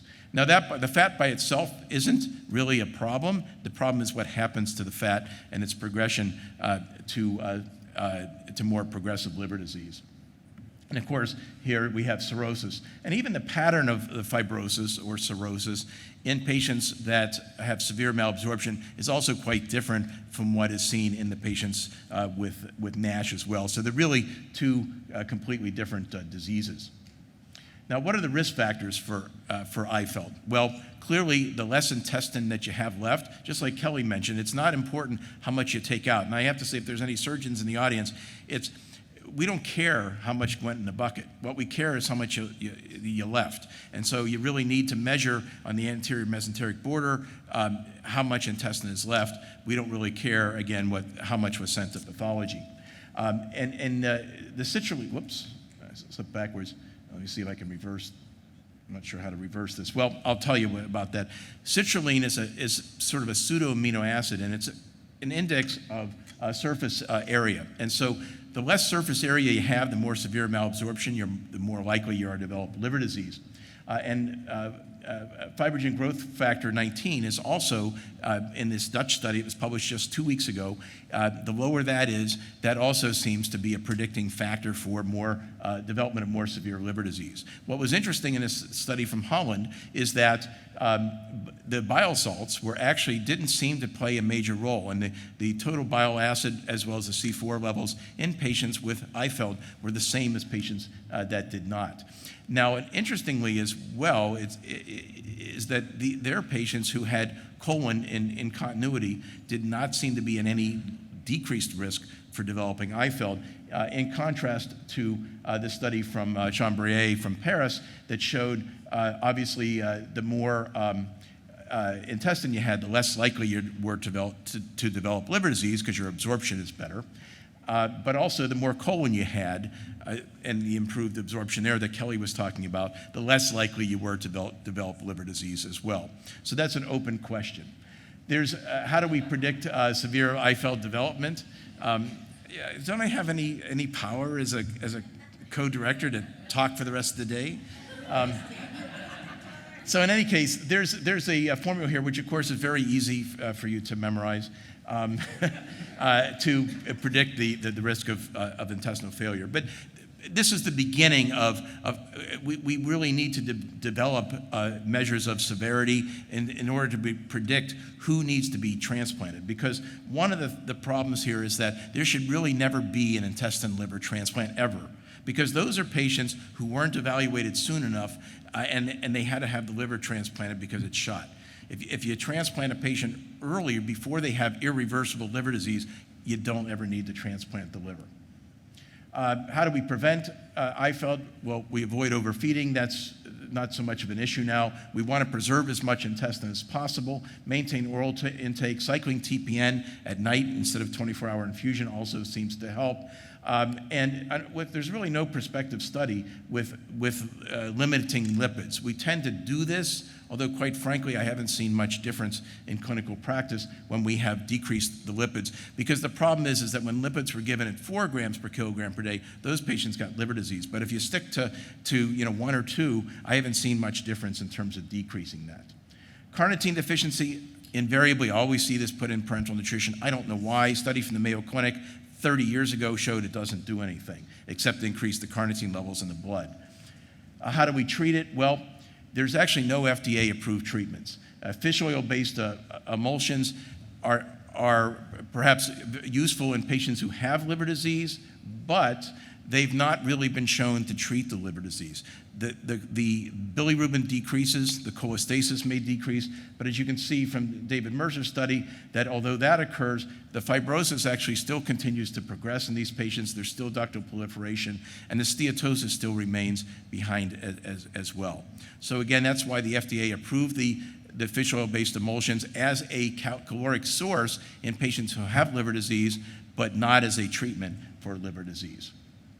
That brings me to choline, which is now considered by the Food and Drug Administration, or the Food and Nutrition Board that was mentioned earlier today as a conditionally essential nutrient. So it's essential for patients who require parenteral nutrition, and also maybe a few other groups of patients like those with alcoholic cirrhosis. And so what happens here is that choline is found, it's ubiquitous in the diet. It's in almost every food, although it's mostly in organ meats. So as we eat less organ meats to have a so-called healthier diet, we're also taking in less choline in our diet as well. But the problem is that you malabsorb it. And so if you have severe malabsorption to the point where you require parenteral nutrition, you don't absorb drugs normally, you don't absorb really any nutrients normally. And so what happens is it depends on the body to synthesize choline from the amino acid methionine. And that the physiology of the metabolism of nutrients is very different when they're intravenously infused versus when you consume them by mouth. And I'll show you a slide on that. This is a study from 1972 from the University of Iowa, and they took normal undergraduate students. I don't think they were normal. They wanted to get into medical school, and that's probably why they did this study. They put them in a research center. They put an NG tube in them. They pushed in methionine, or they gave them a regular diet. And they measured a product of the transsulfuration pathway. They didn't measure choline, they measured cysteine, but it's the same pathway. And what they found is when they, and this is a crossover study, they took the patients that got the NG tube first and then the IV second and reversed it. What they found was that when they received the methionine IV, they made almost no cysteine.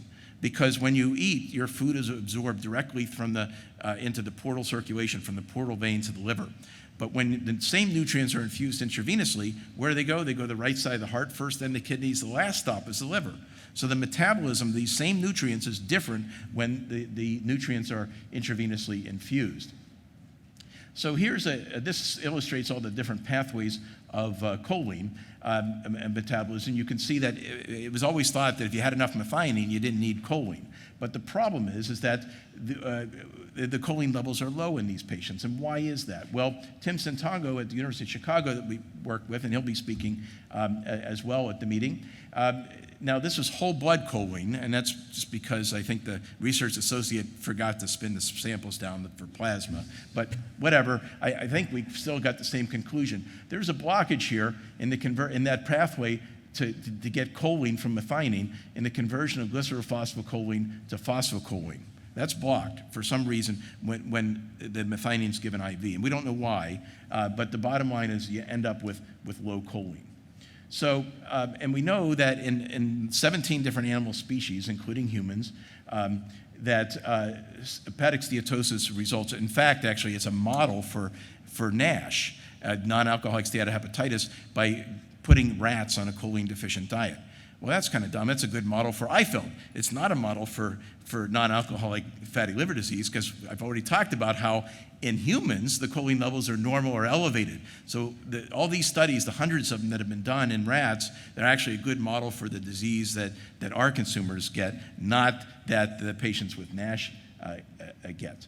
And so in any case, there's also cholestasis that develops because when the rats are made choline deficient, their bile secretion also decreases. And that leads to cholestasis and the combination of steatosis and cholestasis that we see in IFIL. So a long time ago, we did a study where we looked at the correlation between the amount of fat in the liver and the choline concentration, and you can see that it was significantly increased, that it was a significant relationship. And then we also looked at AST and ALT in these patients as well. And then one of our colleagues at UIC, when he was with me, Sean Copy at Northwestern, he said, do you still have the data from this? Because I remember when I interviewed for my first job in 1992 at Baylor, David Graham, who was chief of GI, I had like 100 slides in my 20-minute talk. And now I only have like 70. So I've improved. But I had these two slides, and I went to his office at the end of the third day of my rigorous interview process, and he had these two slides on his blackboard.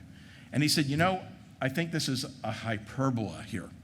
And so 25 years later, we reanalyzed the data, and actually, you know what? My best fitting line that I did by hand was actually correct. So, but there is a linear relationship between the more significant the liver test abnormalities, the lower the plasma-free choline concentration. And you can see here, this is a study from Daniel Rudman from Emory. This is in cirrhotic patients. They also did it in non-cirrhotics, where the plasma-free choline concentration, as well as really all the products of the transsulfuration pathway, are low in patients with mixed diet, really low in patients that receive parenteral nutrition. So with that in mind, patients may think of themselves as guinea pigs when they're in the study.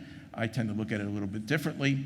We gave IV choline to patients, and we found that, of course, the choline levels go up significantly, and then not just like anything else, when you stop it, the choline levels go right back to baseline. We also found that the steatosis completely resolved in patients, and this is after a month here. This patient had really severe steatosis. You can see how dark the liver is here from all the fat. There's still a little bit of patchy fat here, but mostly gone at 4 weeks, and you can see the difference here in the, this is converted to MRIs from some data that Pally Jeppesen just presented this year at the Aspen meeting. Cholestasis also significantly improved when using the alkaline phosphatase as a measure. And then when we actually, just this year, because you don't never throw away data ever, those that met the Cavici definition of 1.5 times normal, we find that the difference between those that received the IV choline and those that received placebo was even more significant. But is that enough? I felt it's a complicated disease. It probably requires a second hit. It's not just the fat. What is the second hit? Well, the second hit might be infections, for example. In this rat model here, when rats were put on a choline-deficient diet, they developed a fatty liver, of course, okay? But they did not develop really severe liver disease until, on top of that, LPS, which is endotoxin from being septic, was added to the process. And so when you gave the endotoxin alone, without the fatty liver, without the choline deficiency, didn't do anything to the liver. But when you had the endotoxin in the presence of choline deficiency and the fatty liver, then you got really severe liver disease. So how does this go back to sepsis? Well, people talk about being infected as a risk for liver disease. Well, that may just be the marker. Might possibly relate to the choline. In this study here, we find that actually when you give a lot of endotoxin, this is a rat study, the choline is flushed out of the liver and into the bloodstream. So there may be some interactions there. The other thing that we don't want to forget about is this is an old study from 1999. Just because it's old doesn't mean it's bad. And if we can go back here, it looks at methionine toxicity. And if we measure methionine concentrations in patients that receive or consumers that receive parenteral nutrition, we find that they're high, normal, or even elevated. And so it may not just be the choline, it may be the precursor, that there's too much methionine because it's not metabolized to choline, and the methionine actually may lead to some of the hepatic damage. So how do we follow a patient with IFELD? I don't know. I don't know what we should do. Serial MRIs, serial elastoplasty, well, we know that that's not really useful in these patients. Joan's telling me she's jumping up and down. She's telling me she's hungry and she's got to go eat. So I'm going to finish up here real quickly. We know that obviously patients with IFELD shouldn't drink alcohol. Just like if you have hepatitis C, you probably shouldn't drink alcohol either. But it's really the great unknown, how we classify these patients, how we know when a patient should be transplanted so that we don't transplant them prematurely, but we also transplant them before they need a liver. CRP, this is a study we did at Northwestern, John Fryer and I, that this is a good predictor of not doing very well, like being dead, like it's at 6 months. So CRP may be a way to follow these patients, but by the time it becomes significantly elevated, it's also a little bit late in the game. So I'm going to just finish up here. Obviously, IFELD is a multifactorial disease. It is a disease. It's recognized now by the FDA as a disease, but there's a lot of moving parts here. Choline deficiency probably plays a role, but so do a lot of other things, and that may not be sufficient by itself. So staging criteria, again, difficult, as I mentioned, and it's really a huge problem. And again, we really need a better mousetrap here.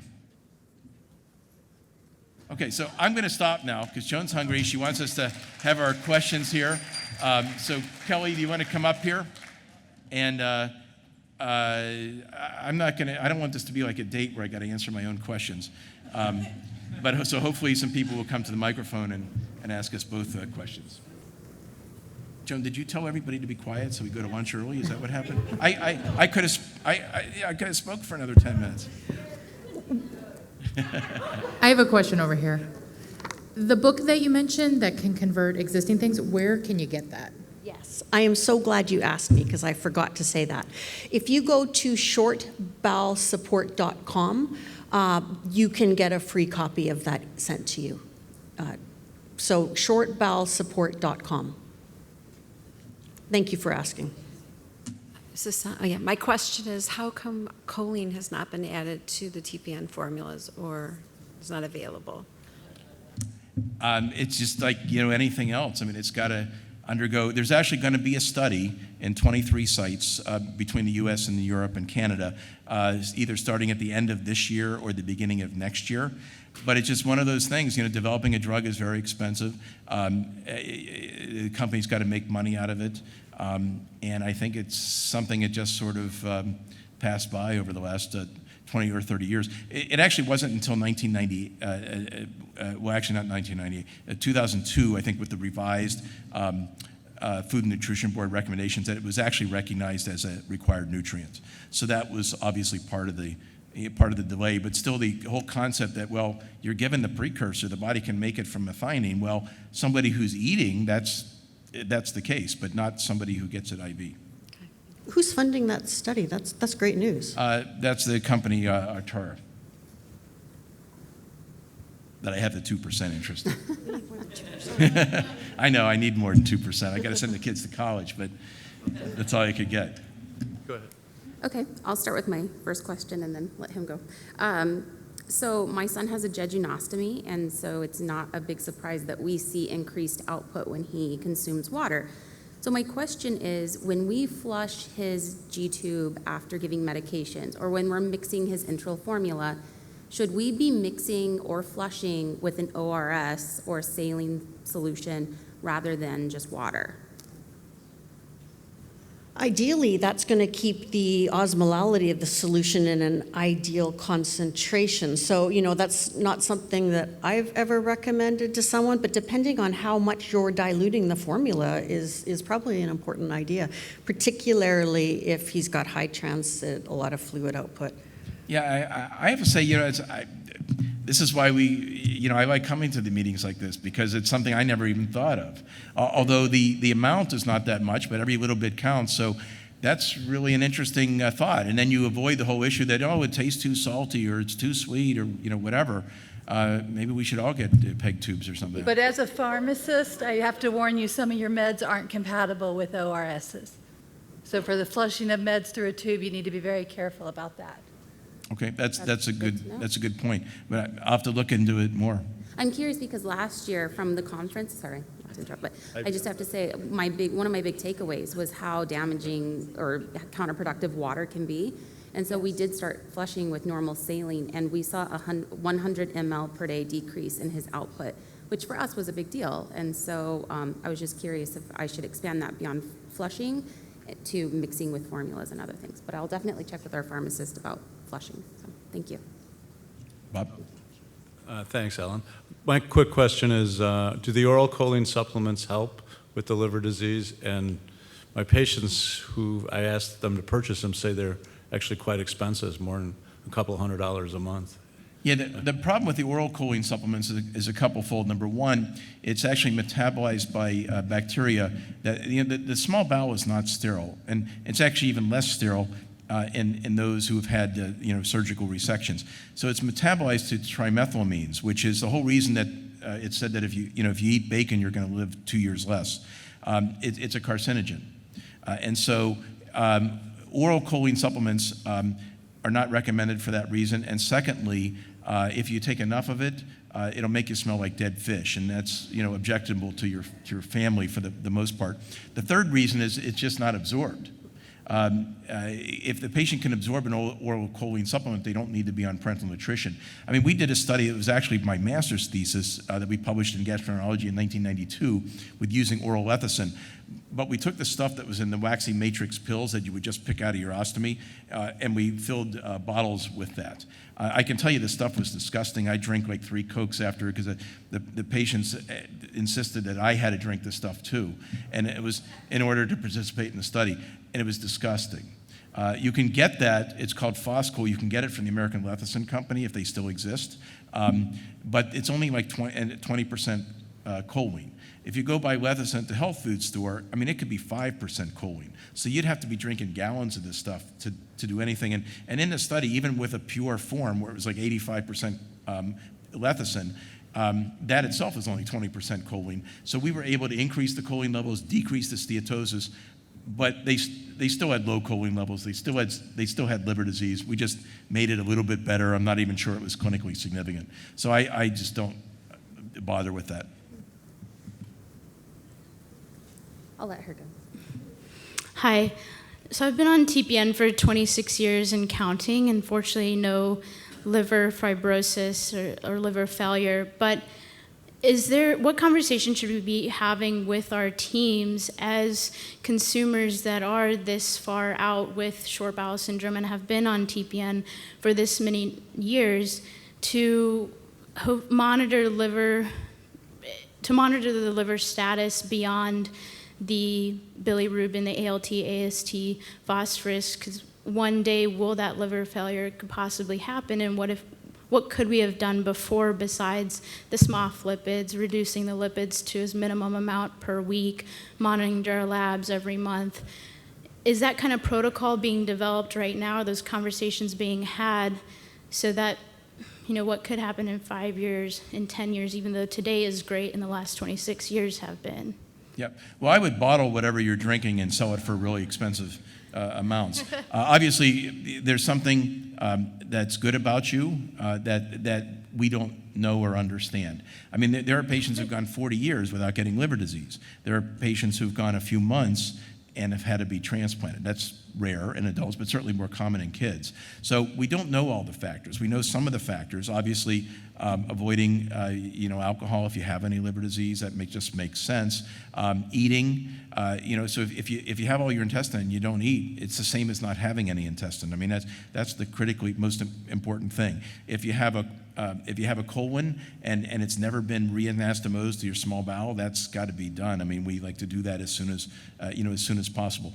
But we don't know all the risk factors here. Having a low choline level clearly is one of them, but there's probably others as well. If sepsis is a risk, then obviously you want to clean your line, because the patients that clean their line the best are those that don't get infected. I mean, the person that went 21 years with the first catheter, with the same catheter, is a Japanese truck driver. And the guy actually got infected 2 weeks after he went home, never got infected again. This guy was one of the most fastidious people that I'd ever met, and that's why he did so well. So, but again, why you don't have a problem, why somebody who's been on a year doesn't have a problem, could you have a problem next year? I don't know, it's possible. We've seen people that decompensate after a long period of time. Not sure why that occurs. You don't need your labs monitored every month. That's why people get anemic, like Dr. Mundi was saying. I mean, there are patients, I'll typically, in a chronic patient, monitor labs 3 times a year. That's it.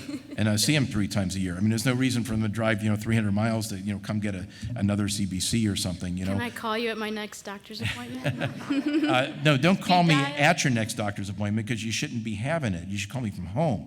Oh. I mean, if you're stable and you've been on for 26 years, you probably know more than your doctor. B, you should see him, 2-3 times a year, unless you have a problem, because you're obviously doing things right, especially if you're not getting infected.